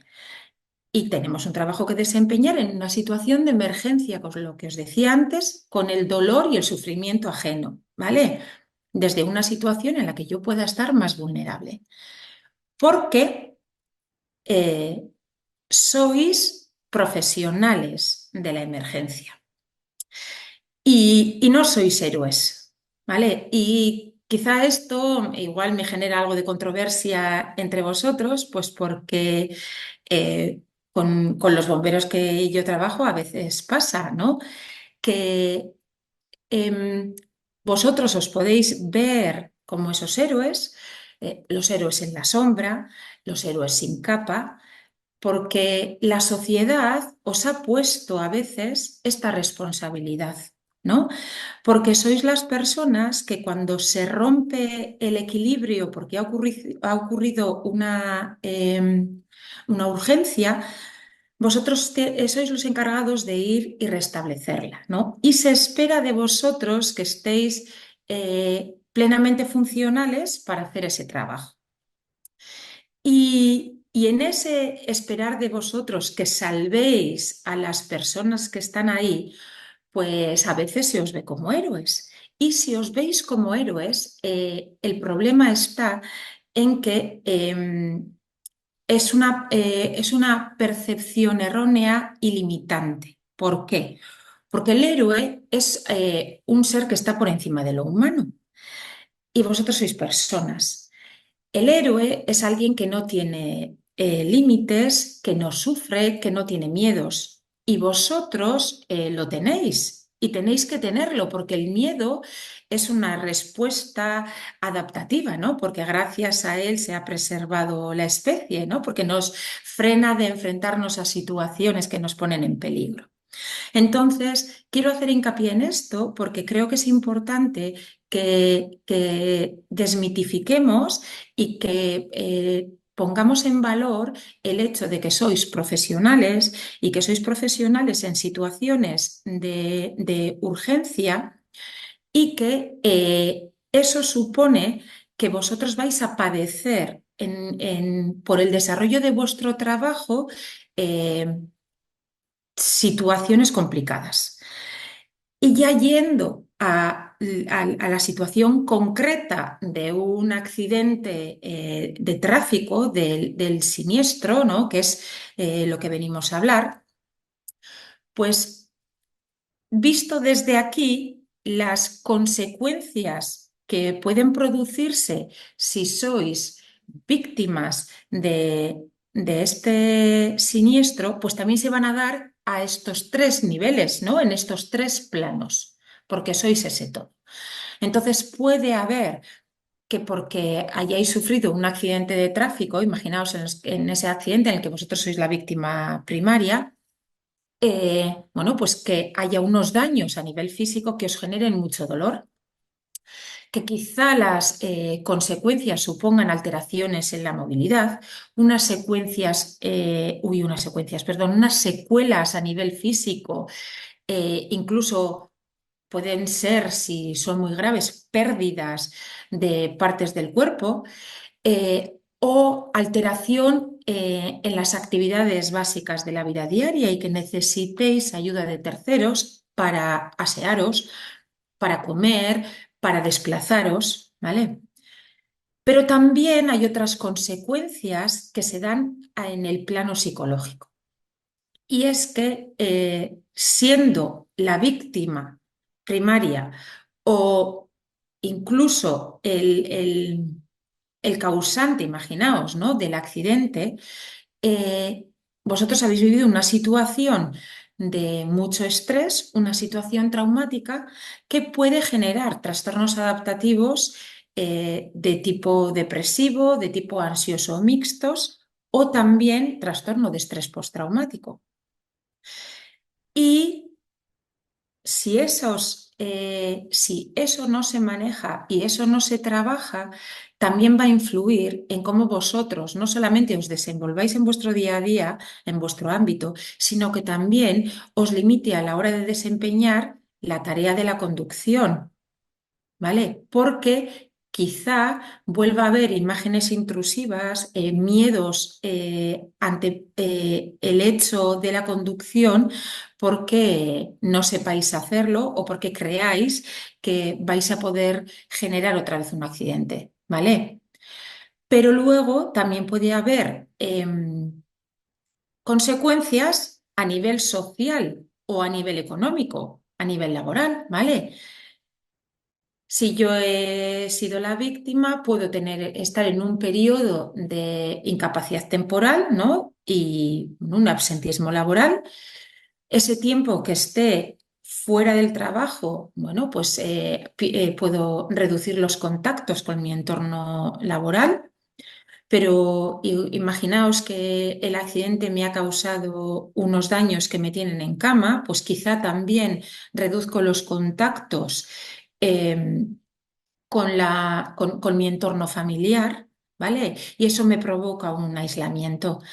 También puede haber una pérdida de ingresos, ¿no? No todos los servicios eh, complementan las bajas que nos paga la Seguridad Social. Entonces, bueno, pues hay una reducción a nivel de los ingresos mensuales por estar de baja. Entonces, hay que asumir que un accidente puede provocar alteraciones en muchos ámbitos, ¿no? En estos tres planos. Y sí, es problemático que ocurra, pero más problemático es que no se tomen medidas para sanarnos, ¿vale? Lo que no se nombra no existe, ¿no? Lo que no se ve no existe. Las secuelas físicas generalmente se ven, entonces, bueno, y están más normalizadas. Entonces, se acepta mejor que una persona que ha tenido un accidente pueda requerir una rehabilitación física y un tratamiento fisioterapéutico, ¿vale? Pero también la persona que ha tenido ese accidente y no ha tenido ningún daño a nivel físico puede tener mucho daño a nivel emocional y es importante visibilizarlo, ¿vale? Es importante ser consciente de ello. Entiendo que es complicado en vuestro colectivo por eso que os decía antes, ¿no? Por esa imagen de héroe que hay o por ese sentido de, soy parte de un servicio público que tiene la encomienda de ir a solventar la situación. Y entonces, ¿cómo se puede entender que alguien que tiene que ir a arreglar aquello necesite ayuda? Pero si queremos brindar esa ayuda de la mejor manera posible, el primer paso es poder ayudarnos a nosotros mismos, ¿no? Entonces no vamos a hacer un trabajo eficaz si no lo estamos haciendo desde ese plano del autocuidado, ¿vale? Entonces, tenerlo en cuenta eh, porque es la única manera que tenéis de poder trabajar sobre vosotros. Y antes yo os decía que quería hacer hincapié en las dos cosas, ¿no? En el hecho de que hay unas consecuencias, pero también en la parte preventiva primaria, ¿no? De qué hacer para que eso no se materialice, ¿vale? Y para eso hay que ser consciente de qué lo puede generar. Entonces, que la prevención de este tipo de situaciones tiene que centrarse en estos tres aspectos. Por un lado, en desarrollar conciencia, ¿no? En ser conscientes del impacto que tiene el hecho de que yo genere o sea víctima del accidente. El promover la autorregulación, ¿vale? Porque ahora os iré explicando a nivel emocional lo que puede generar y cómo necesito controlarlo para luego poder modificar los hábitos, ¿no? Porque cuando nosotros conducimos, aunque la conducción parezca un acto automático, es algo que es muy complejo, ¿no? Porque requiere un aprendizaje, requiere que nuestros sentidos estén intactos, que tengamos preservadas las capacidades cognitivas, ¿no? Porque para conducir tenemos que estar atentos y tenemos que estar concentrados. Porque tenemos que ser conscientes de los cambios que se producen en el medio para responder de manera rápida y tomar decisiones rápidas, ¿vale? Entonces, una de las capacidades cognitivas que tenemos que tener bien preservada es la atención. ¿Y qué puede incidir qué factores pueden influir en que esta atención esté más mermada o esté alterada? ¿Vale? Pues ahí hay factores a nivel emocional, ¿no? Si yo estoy estresada, si estoy enfadada, si estoy triste, todo eso me limita a mí a la hora de poder hacer una conducción desde una atención plena, ¿no? Si tengo estados emocionales alterados, ¿no? Si voy eufórica o voy muy enfadada, pues mi conducción también se va a ver alterada porque puedo ir de manera más impulsiva o más agresiva. La ansiedad anticipatoria, ¿no? Tengo que dar respuesta a lo que se espera de mí si me proyecto en esa necesidad urgente de dar respuesta, bueno, mi capacidad también se altera. Hay factores sociales. ¿Por qué? Por lo que os decía antes también, una presión social de que tenéis que ser vosotros los que tenéis que dar respuesta. Se espera de vosotros, hay unas metas que tenéis que cumplir, tenéis que solucionar el problema. Y entonces eso a vosotros de manera inconsciente también os supone una presión. Luego hay ciertas normas que están muy afianzadas y que son muy permisivas, ¿no? Que está muy normalizado el uso del teléfono móvil o el uso del GPS, pero hay que tener en cuenta que es uno de los mayores distractores, ¿no? Las personas que usan el teléfono móvil, su capacidad de alerta disminuye la capacidad de respuesta, y entonces tienen 4 veces más probabilidad de sufrir un accidente que alguien que no está ahí. Y luego hay factores ambientales que quizá escapan a nuestro control, pero que tenemos que ser conscientes de que están, ¿no? El tráfico, las condiciones climáticas, el mal estado de la vía o que hay una señalización confusa. Todo esto son los elementos con los que tenemos que trabajar a la hora de dar respuesta a la emergencia que ha salido, ¿vale? Y entonces, sabiendo que esto es así, ¿qué puedo hacer yo para evitar que se produzca ese siniestro? Bueno, pues una educación y conciencia personal. Antes, Natalia ha comentado, ¿no? Pues ya dirá, quizá Olatz diga algo en este sentido. Igual iba por esta parte, ¿no? Por educar, concienciar y luego la siguiente diapositiva, autorregularnos, ¿no? Hay que reconocer el riesgo real. ¿Qué quiere decir? Que el hecho de que yo haga una conducción temeraria puede acabar con mi vida y puede acabar con la vida de terceros. Y es así, y ser conscientes de que es un riesgo real. Que también puede generar un problema extra cuando digo reflexionar sobre el impacto de la propia conducta. Quiere decir, ¿a qué me refiero con esto? Vamos, que yo me activo para dar respuesta a una emergencia y si yo tengo un accidente, lo que iba a ser una asistencia ahora se convierte en dos y yo paso de ser personal de asistencia a ser víctima a la que hay que asistir y ser consciente de ello, ¿vale? Gestión emocional y autocontrol. Os he dicho que los estados emocionales influyen en nuestras capacidades cognitivas. Entonces, es importante trabajar esto. Nosotros cuando damos, pues si respondo un poco también a lo que decía Natalia, ¿no? Nosotros cuando damos formación a nuestro colectivo en primeros auxilios emocionales, hablamos también de esta parte, ¿no? De la autorregulación emocional. Aprender herramientas que nos sirvan para calmar y llegar a ese estado de respiración calmada y atención plena, ¿vale? Porque es lo único que nosotros podemos controlar, ¿vale? No podemos controlar ciertos factores externos, no vamos a poder controlar el que nos activemos, ¿vale? Cuando ocurre una emergencia y nos activamos, pero yo me he activado, se dispara el estrés, empieza el ritmo cardíaco, ¿no? Que es mayor, entonces, ¿qué herramienta tengo yo personal para conseguir ese estado de calma? La respiración. Entonces, respirar profundamente y aprender y entrenar muchísimo esto para que se vuelva un hábito y poder implementarlo en cualquier situación que se produzca. Y luego solemos hablar también de automatizar conductas.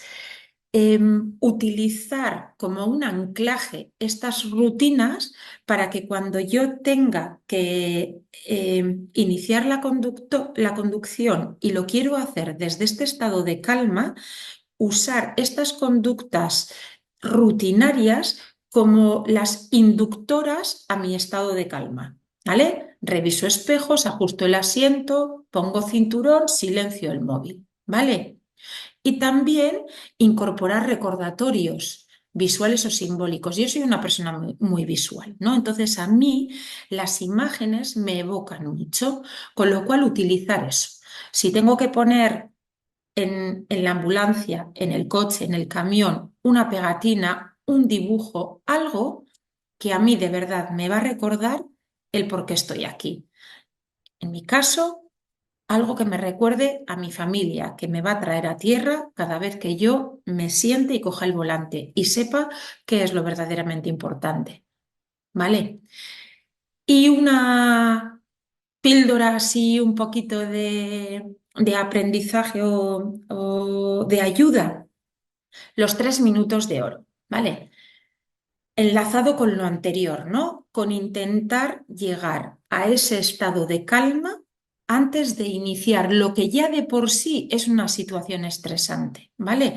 Entonces, o sea, cuando suena la sirena, cuando nos activan, cuando nos empiezan a dar los del centro de control todas las indicaciones de lo que está ocurriendo, eso es un activador, ¿vale? Entonces yo me voy a sentar y voy a emplear estos 3 minutos de oro, que quizá luego igual son menos, en conseguir bajar ese estrés lo máximo posible. Hemos dicho que el distractor es el móvil, cojo, pongo no molestar. Pongo no molestar, lo quito, lo guardo en la guantera, configuro el GPS para saber hacia dónde vamos y para mí lo más importante es hago una respiración consciente, una respiración profunda, ¿vale? Y desde ahí ya arranco, ¿vale? Y para terminar, quiero acabar con una frase que yo suelo utilizar siempre que doy formación o que doy alguna charla de este tipo, que la usa la persona con la que yo me he formado en primeros auxilios emocionales, que es Alicia Galfaso, que es una psicóloga de emergencias y luego también es oficiala de bomberos en La Boca, en Buenos Aires, y que dice que lo que nos apasiona no nos enferme. ¿Vale? Porque las personas que habéis decidido dedicaros a esto, la grandísima mayoría lo habéis hecho desde la vocación, ¿no? Desde un sentimiento de servicio a la comunidad. Entonces, cualquier trabajo, pero bueno, pero este que a vosotros os apasiona, que no sea la causa de que podáis desarrollar ningún tipo de enfermedad, ¿vale? Entonces, que os cuiden, que vuestras empresas, que vuestros organismos os cuiden, pero vosotros también cuidaos para que lo que os apasiona no os enferme. Así que muchas gracias. Espero haber podido transmitir lo que quería. Pero en cualquier caso, lo que necesitéis, ¿vale? Os dejo ahí un correo electrónico y un número de teléfono que me podéis llamar, las dudas que os surgen o lo que queráis comentarme. Que ha sido un placer haber compartido estos minutos con vosotros y es que recasco. Ricasco. Muy bien, Olatz, muchas gracias. Pondremos en práctica, la verdad, todos estos consejos que seguro que nos son de gran ayuda. Vale, pues para evitar que todo esto, en lo que podamos, pues, evitarlo, pues vamos a ver cómo pueden afectar unas buenas prácticas en la conducción de vehículos de emergencia. Para eso contamos con Carlos Miguel Araiz, que es técnico en emergencias sanitarias, TES, del Servicio contra Incendios y Salvamento, Protección Civil, del Ayuntamiento de Zaragoza, compañero. Sí. Ha sido bombero en el Ayuntamiento de Huesca y docente también de grado medio de Protección Civil y Coordinación de Emergencias. Bueno, pues Carlos, muchas gracias por estar con nosotros. Bienvenido. Y ahora, cuando quieras. Pues muchas gracias a vosotros, a ASBE, por darme la oportunidad de estar aquí. Buenas tardes a todos los participantes y a los y a los ponentes. Y voy a empezar con mi ponencia. Vale, cuando me pongan. Muy bien, pues el título dice todo. Las prácticas que debemos tener, sobre todo los conductores, pero todos los que trabajamos en el mundo de la emergencia. Yo no voy a discriminar ambulancias, camiones de bombero, voy a hablar genérico. Cuando quiera expresar algo sobre tema de tamaño, vehículos, o lo haré, pero esto sirve para todo el mundo que trabajamos en el mundo de la emergencia. ¿Vale? El objetivo de la charla que voy a dar es concienciarnos todos los intervinientes en el mundo de la emergencia, de que la conducción segura es muy importante en la gestión de la propia emergencia. Es una parte esencial de la gestión y de la resolución de la emergencia. Voy a intentar relacionar este tipo de conducción, por supuesto, con la seguridad de los intervinientes y de todas las personas que nos rodean, en este caso en la conducción, vehículos, peatones, y voy a querer también demostraros que esto redunda en una mayor eficiencia y eficacia tanto de las intervenciones como de los servicios de emergencia. Primero voy a hacer una aproximación, el entorno de trabajo que tenemos todos los que trabajamos en el mundo de la emergencia, la conducción de estos vehículos. Sí, por supuesto, todo el mundo ha dejado claro que se realiza en situaciones especiales, por la urgencia, para llegar a la intervención, tráfico denso, condiciones meteorológicas, la fatiga. Hemos hablado constantemente de esto. ¿Qué nos produce esto? Ansiedad. Debemos controlar, intentar ser capaces de controlar esta ansiedad para que no afecte a nuestra manera de conducir, que tiene que ser buscar esa conducción segura, solo estar concentrados en conducir bien hasta la llegada al siniestro, a la intervención. ¿Qué hemos dicho repetidamente? Que también, por una parte, tenemos la obligación de respetar las señales y normas de circulación, y para mí es muy importante, en estos años he aprendido que no hay que avasallar al resto de conductores. Eso les pone muy nervioso y reaccionan mal habitualmente ante si los avasallamos. ¿Qué ocurre también en este trabajo? Pues que creo que falta información y mucha sensibilización a la ciudadanía sobre cómo deben actuar ante el paso de vehículos de emergencia. No es que la gente no quiera apartarse, es que no saben cómo hacerlo. La gente se pone muy nerviosa y actúa, pues, a veces equivocadamente. ¿Qué debemos hacer nosotros?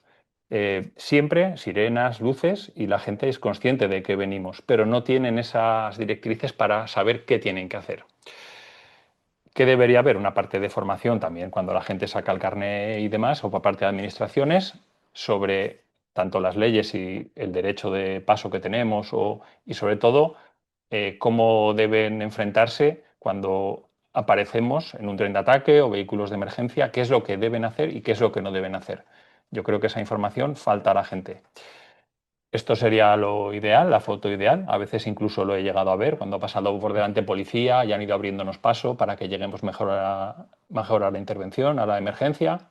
Esto es una cosa que ocurre pocas veces en otros países sí que es más probable, en España es más difícil, pero esto sería lo ideal. Y educación y concienciación tanto para intervinientes como para el resto de usuarios. Voy a ir rápido. ¿Qué principios básicos creo que fundamentan esta conducción segura? Todo lo que voy a decir creo que lo sabemos todos, y creo que todos somos capaces de poner en práctica todo lo que voy a decir. No voy a descubriros nada a nadie, ¿vale? Entonces yo siempre empezaría por esa revisión del estado del vehículo antes del uso, todos los días, igual que revisamos bomberos, el material, bombas, todo lo que llevamos, pues esa revisión mínima del vehículo que vamos a utilizar en unas condiciones un poco más estresantes para el vehículo y para nosotros que un vehículo normal. Ruedas, siempre un 360 al vehículo, ver cómo están las ruedas. Ya no voy a decir lo de las presiones, mínimo una vez por semana vigilar presiones, es importante. Las luces de emergencia es nuestro salvavidas y es lo que hace que nos vean y nos da seguridad en las intervenciones, tanto cuando vamos o cuando estamos en la intervención, para señalizar y asegurar nuestra zona de trabajo. Luces del vehículo, por supuesto, intermitentes, cortas, largas, por supuesto, debemos tener claro que funcionan y que van bien. A mí me gusta señalizar siempre que puedo, con intermitencia y demás, si puedo. Sirenas, por supuesto, debemos comprobar que las sirenas funcionan, ¿vale? El claxon del vehículo, incluso esto es súper importante antes de empezar el día. La velocidad adecuada, ya hemos hablado, ¿no? Este es uno de las cosas más importantes que debemos tener en cuenta en la conducción de vehículos de emergencia, ¿no? Sabemos que podemos superar los límites, pero debemos hacerlo con precaución y teniendo en cuenta siempre el tipo de vehículo que conducimos. Aquí sí que voy a decir que no es igual un vehículo ligero de policía local o de policía nacional que una ambulancia, una autoescala o un nodriza por dimensiones, peso, centro de gravedad, distancia de frenado. Hay muchas cosas que condicionan que la velocidad sea adecuada. Las circunstancias del tráfico, por supuesto, las circunstancias de la vía por la que transitamos, no todos son autopistas ni... ¿Vale? Y las condiciones climáticas, que luego hablaré más detenidamente de ellas. El tipo de emergencia a la que nos dirigimos. No debemos actuar siempre e ir a una velocidad, ir como pollo sin cabeza a cualquier tipo de emergencia. Hay emergencias que a lo mejor tenemos que ir más deprisa y valorarlo, y hay emergencias que no son tal. Un saneamiento de fachadas y policía ya ha delimitado la zona y la ha asegurado. Vamos a ir con tranquilidad. ¿Vale? También hay que discriminar el tipo de emergencia a la que nos dirigimos. Eso lo debe hacer también desde el centro de control. Yo soy partidario de poner limitador en los vehículos pesados. Una velocidad para mí de 100 o así me parece más que suficiente. Me parece que tener vehículos pesados deslimitados es un riesgo muy grande para los intervinientes y para el resto de usuarios de la vía. A mí me gustaría que todos estuvieran limitados a la misma velocidad para cuando se van teniendo ataque, además, mantener esa velocidad. Aquí he puesto dos ejemplos de un vehículo ligero de bomberos o una nodriza, pues se ve claramente que evidentemente son vehículos distintos y reaccionan de distinta manera a las maniobras que realicemos, adelantamientos, frenos, ¿vale? Son vehículos distintos. Hay que adaptar la velocidad al tipo de vehículo. Que se ha hablado antes también, el uso obligatorio de cinturón de seguridad para todos los ocupantes de los vehículos. Para mí es primordial esto. No, yo entiendo que hay una ley o una norma que dice que se puede circular en emergencia sin cinturón, pero creo que va en nuestra contra y el darnos la opción a ello nos pone en grave riesgo. La distancia de seguridad, otra cosa súper importante, otro de los pilares de la conducción segura. Intentaremos mantener siempre una distancia suficiente con otros vehículos que nos permita frenar en caso de que sea necesario o realizar maniobras evasivas. Luego hablaremos de este tipo de conducción, de maniobra evasiva, maniobras especiales o conducción defensiva, ¿vale? La adaptaremos, por supuesto, al tipo de vehículo, que ya lo he dicho antes. No es lo mismo un camión que un ligero. Cuanto más grande ese vehículo, mayor distancia de seguridad y menor velocidad. El uso de luces y sirenas. Siempre utilizaremos luces y sirenas para cualquier servicio, para hacernos visible y alertar al resto de conductores y peatones. Mucha gente va con auriculares, cuidado. Excepto en casos muy concretos, aproximación final a servicios muy concretos. En suicidas, muchas veces nos dicen que quitemos las sirenas, las quitamos. Psiquiátricos que les molestan luces azules o les pueden afectar o lo que sea, nos dicen desde jefatura que las quitamos, pero siempre tenemos que llevar, en principio, uso de luces y sirenas. En carretera, autopistas, de noche con poco tráfico, podemos prescindir de las sirenas, pero siempre extremando la precaución y bajo nuestra responsabilidad con lo que ocurra. Entonces, yo de noche a veces quito las sirenas, pero cuidado. El tema de la concentración, hemos hablado en el tema psicológico, ¿no? Cómo afecta a esto, ¿no? El cansancio debido al exceso de trabajo, turnos muy largos, de 24 horas en nuestro caso en bomberos, la ansiedad que nos produce y nos genera la incertidumbre por el tipo de servicio al que vamos a realizar, esa ansiedad anticipativa. Muchas veces vas a un servicio y ya estás anticipando lo que va a ocurrir y eso te genera una ansiedad que se refleja en la conducción, ¿vale? Esto nos causa pequeñas distracciones que nos puede llevar a una situación peligrosa. Entonces debemos centrarnos solo en la conducción cuando lleguemos a la emergencia o a la intervención. Bueno, pues nos encontraremos lo que sea con anticiparnos, no ganamos nada. Debemos centrarnos solo en la conducción, adaptándola a nuestro momento vital. Hablaremos del momento vital del día. No es igual a las 8 de la mañana bien dormido que a las 3 de la mañana cansado, recién despierto, ¿vale? Y evitar pensamientos catastróficos relacionados con las intervenciones. Esto no nos genera nada bueno porque estamos anticipándonos a la emergencia y esto nos genera mucha ansiedad y nos puede llevar a cometer errores y distracciones, como he dicho antes. Anticipación y prevención, esa conducción defensiva. Esto es de vital importancia. Anticiparnos a los movimientos del resto de conductores cuando intentan normalmente apartarse o peatones que siguen con su vida normal. ¿Vale? Es un factor clave que nosotros automáticamente reaccionamos a estos movimientos, sobre todo por experiencia, porque hemos vivido situaciones parecidas y las predecimos y actuamos ante estas situaciones de una manera automática. Pero creo que no debemos caer en el error de pensar que nuestra experiencia nos va a salvar de provocar o sufrir un accidente. Entonces, mucho cuidado con esto.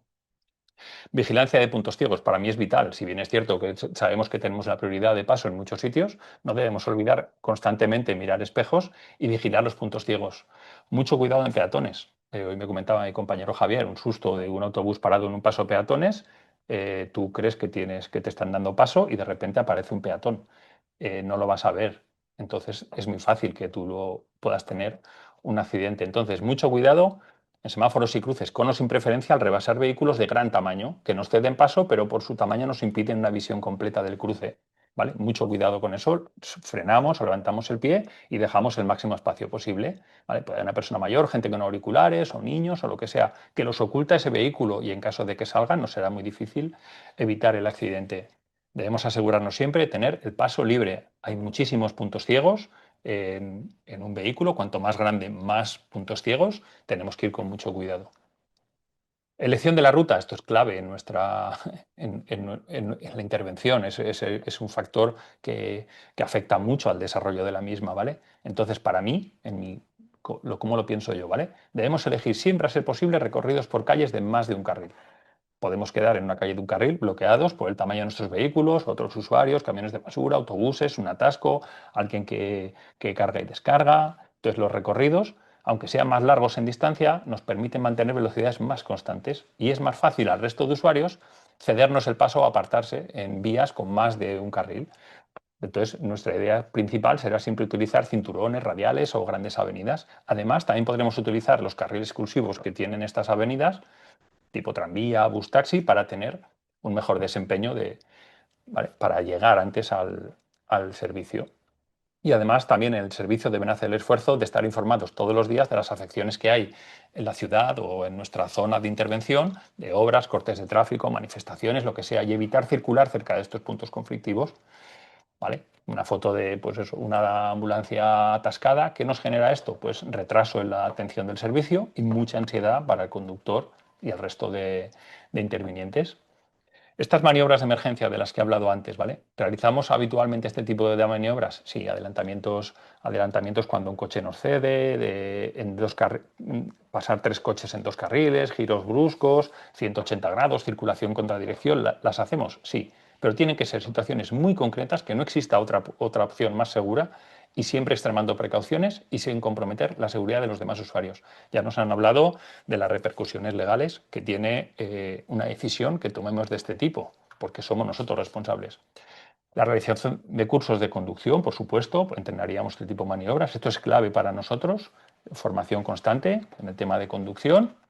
Hay un montón de cursos y bueno, cada uno en los servicios en lo que necesiten deberían realizar cursos de desempeño y de mejora en la conducción y conducción segura. La coordinación con otros vehículos de emergencia. Nosotros, por ejemplo, en bomberos solemos trabajar en trenes de ataque según el tipo de intervención que vamos, pues a veces salimos 2, 3 o 4 vehículos. Esto tiene unas ventajas, ya que nos permite centrarnos únicamente en la conducción, llevamos vehículos por delante, funcionamos como uno solo y nos van abriendo paso. Si somos el vehículo de cabeza, eso ya cambia. Pues entonces debemos adaptar velocidad a la del tren de ataque, elegir la ruta en función del tipo de vehículos que integra el tren de ataque y eso ya nos va a generar más ansiedad. Pero como nos van a marcar la ruta y vamos a ir en un orden preestablecido por un protocolo, a la llegada del lugar de intervención también nos dará unas facilidades que nos iremos ubicando cada uno en nuestra zona de trabajo según vamos llegando en ese tren de ataque. También debemos tener la obligación y la flexibilidad de trabajar con otros vehículos de otros servicios de emergencia, siendo conscientes de que cada uno tiene sus competencias a la llegada del lugar de la emergencia, pero siempre con la voluntad de trabajar en equipo. Esto nosotros con Policía Local, Policía Nacional o Protección Civil o lo que sea. ¿Vale? Una foto de un tren de ataque, este es de bomberos, pero bueno, solemos ser los que más hacemos tren de ataque. Y esta es una zona de emergencia, bueno, pues la zona templada, la zona fría que la cubriría policía y nos daría seguridad en la intervención, zona templada para sanitarios y la zona caliente para bomberos. Y bueno, creo que esto está claro, pero ese tren de ataque a veces nos facilita situarnos y empezar a trabajar con más seguridad y antes. ¿Vale? Entonces, los puntos claves de mi charla, ya lo he dicho, que son la revisión diaria, la velocidad adecuada, ¿vale? Esa distancia de seguridad, que debemos de mantener siempre, uso siempre de luces y de sirenas, conducción defensiva y anticipativa, siempre, vigilancia de puntos ciegos, maniobras de emergencia y esa coordinación con otros vehículos de emergencia. ¿Vale? Y un mensaje final que os voy a dar, ¿no? La prioridad desde que recibimos la activación hasta la llegada al lugar de la emergencia, por nuestra parte, debe ser conducir de manera segura, sin poner a nadie en peligro y en la medida de lo posible cumpliendo normas de circulación. Si provocamos un accidente, desgraciadamente generaremos otra emergencia y dejaremos desatendida la que íbamos a atender. Necesitaremos más medios y aumentaremos el tiempo de respuesta. Realizar una conducción segura mejora la efectividad de los servicios de emergencia. Y creo que he sido bastante rápido. Me he dejado varias cosas de las que quería hablar, del momento vital del día, varias cosas que tenía, pero como vamos con un poco de retraso, pues he tenido que darle más velocidad a la ponencia.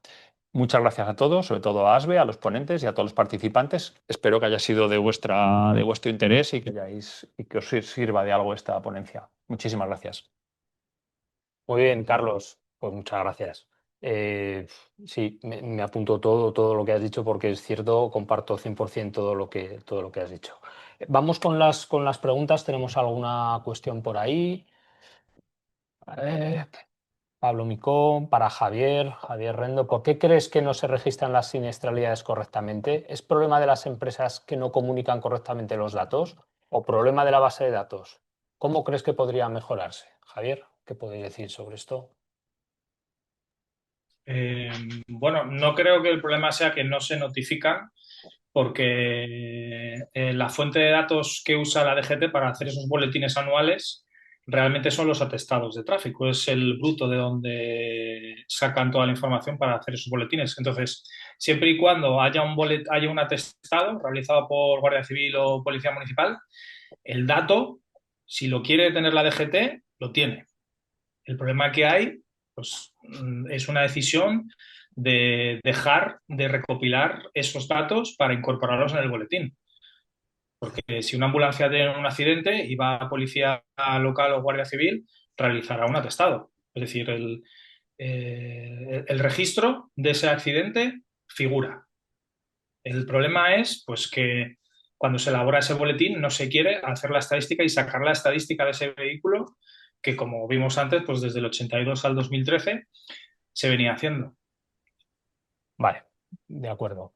A ver, para Natalia, ¿es recomendable o exigible que todas las ambulancias en servicio deban usar las señales acústicas y sonoras? Es decir, ¿podría una ambulancia en servicio de urgencia ir sin señal alguna? Vamos a ver, es como lo que ha estado antes Carlos diciendo, ¿verdad? Lo recomendable es que vayan con las señales acústicas y luminosas. Pero yo sé que muchas veces me decís que si es de noche y es por una zona que no hay, al contrario, si es de noche una calle con muchas viviendas y a lo mejor pues solamente llevan lo que es las señales luminosas, no ponen la acústica. Pero lo recomendable es siempre que vayan las dos. Eso es lo ideal. Salvo, como ha explicado muy bien Carlos, que luego hay que ir al supuesto concreto. Y lo que ha dicho también, efectivamente, cuando hay muchos problemas que tenemos ahora con los suicidas, que sabéis que también es un fenómeno ahora, tampoco puedes llegar haciendo con la ambulancia. Es decir, que lo ideal es siempre, pero luego hay que ir también a esas excepciones concretas, claro. Porque, perdona que diga, cuando yo tengo los accidentes que han resultado con fallecidos, lesionados muy graves, lo primero que va todo el mundo a decir los testigos es que no se escuchaba, es que no se escuchaban las luces, es que no se vieron las luces, no se escuchaba la emergencia, ¿no? El que tengo yo ahora, el problema es que está que por lo visto no activaron la policía las luces y hay muchos testigos diciendo que no. Entonces, claro, eso es un problema ahora. Muy Debe bien. que se ha usado. Gracias, Natalia. Vale. A ver, para OLADS nos pregunta Pablo, ¿tienes algún tip para... No, es este... No, perdón, Jorge para OLADS. ¿Algún libro o autor que nos recomiende para trabajar ese autocuidado, esa autorregulación de la que nos has hablado? O sea, algún manual que te guste.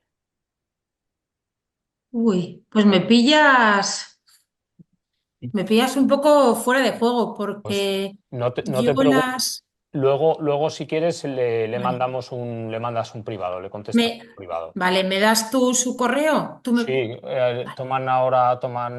No, pero ha puesto ya el Sí. correo. Ha puesto Sí, el correo también. sí, Yo vale. el mío sí lo he puesto, que me Ah, Le puede puede bueno, escribir a preguntar sí, mí sí, también. directamente. correcto. Pues mejor que Jorge te mande un correo a ti directamente Vale, y así tú le puedes recomendar. vale. ¿Por dónde vamos? Para Carlos. Para Carlos, de Sergio, ¿quién decide en un traslado la situación de emergencia para justificar las luces y sirenas? Es decir, todo lo que va en ambulancia es una urgencia porque un médico lo indica y por defecto. ¿Debe ir con luces y sirenas? Bueno, hay dos preguntas en una. Entonces, ¿quién decide que un traslado? Pues puede ser el centro de salud o el centro de control de urgencias, que ya te active como una emergencia, y por supuesto hay que llevarlas. Y luego la segunda parte, donde ya se cita a un médico, entiendo que es una ambulancia tipo C. Entonces, el médico, por supuesto, que puede decidir si un traslado es urgente o no lo es. Sí, no hay ningún problema en que el médico decida cuando un traslado es urgente y luego los centros de comunicaciones también nos activan como tal, pero ante cualquier activación que solemos hacer un servicio de emergencia, 99,9% son urgentes. Sí. Vale, de Sí. acuerdo. A ver, ¿quién más? Gabriel, para Natalia, para el personal que está realizando una tarea asistencial en la cabina de la ambulancia en el contexto de una emergencia médica, ¿también es obligado el uso de cinturón de seguridad en vías interurbanas? Vía La ley, es interurbana. decir, lo que he explicado antes, el reglamento te dice que hay que llevar el cinturón. Yo ya ahí me estáis poniendo en tesitura que yo no sé cada caso concreto. No, Yo sé, la ley te dice que en autopista, autovía, que hay que llevar cinturón. Yo Sí, ya sí. no sé, pero claro, ahora es que yo ya no sé qué me dicen. No, es que yo necesito, mientras lo estamos atendiendo, hacer un tipo de intervención que si tengo el cinturón no puedo. Eso ya lo desconozco. Claro, supongo que puede ser una intervención puntual, pero se detiene la ambulancia. Se detiene la ambulancia y se hace la intervención y luego todo el mundo atado. Pero yo entiendo que tiene que ir todo el mundo con su cinturón, que es Sí, lo que tiene que así hacer. es. Yo sé que en algunos foros han hablado también del tema cuando van los niños también en la ambulancia o van bebés, el tema Los, ese. lle- Sí, los llevamos con un sí, cinturón, un safe kit, los llevamos también exactamente. sujetos de una manera Vale. concreta. ¿Tenemos alguna pregunta más? ¿No? No hay tiempo para más. Bueno, pues vamos cerrando. Por supuesto, vamos a agradecer a los colaboradores, a SELF, a PTV, la empresa que estamos aquí en estas instalaciones, que es Proyectos y Personas también. Muchas gracias. Por supuesto, agradecer a los ponentes por colaborar y ayudarnos, ¿no?, a hacer posible este seminario web. Javier, Natalia, Olatz, Carlos, de verdad, muchas gracias. Agradecer a la gente que ha estado conectada, que ha permanecido conectada. Y bueno, pues esperamos que os haya servido, ¿no? Que hayamos creado conciencia de seguridad social, ¿no? Perdón, de seguridad social no, bastante. Veremos. Que hayamos creado conciencia de seguridad vial, ¿no? Que al final, bueno, pues es nuestro trabajo. A los profesionales de la emergencia sanitaria, bomberos, fuerzas y cuerpos de seguridad del Estado, pues bueno, a la gente que da el 100%, ¿no? Al 100% en el trabajo, pues no hay que parar. Formación, cursos, jornadas, todo lo que podamos, ¿no? Porque al final somos servidores públicos, ¿no? Y nos debemos al ciudadano que necesita ayuda y espera una respuesta profesional y eficaz. Me dicen desde aquí proyectos que esta webinar se ha grabado, se subirá al canal de YouTube, el canal de YouTube de la Asociación de Sanitarios y Bomberos de España. Sí que se informará a través de la página web a partir de la fecha que va a estar disponible. Nada más. Bueno, recordamos y invitamos, ¿no?, ya a las 34ª jornadas de ASBE, que este año serán en Sevilla, el 13 y 14 de noviembre en Sevilla. Pondremos la información en las redes sociales y pronto pues, sacaremos el programa para poder efectuar las inscripciones. Así que desde aquí os invitamos a todos. Es una ocasión, la verdad es que estupenda, ¿no?, para ir a Sevilla a compartir conocimientos y estar rodeado de buenos compañeros. Bueno, pues gracias por todo, gracias por su atención. Un saludo. Gracias a todos. Muchas gracias. Gracias. Muchas Gracias. gracias a todos. Placer. Adiós. Agur.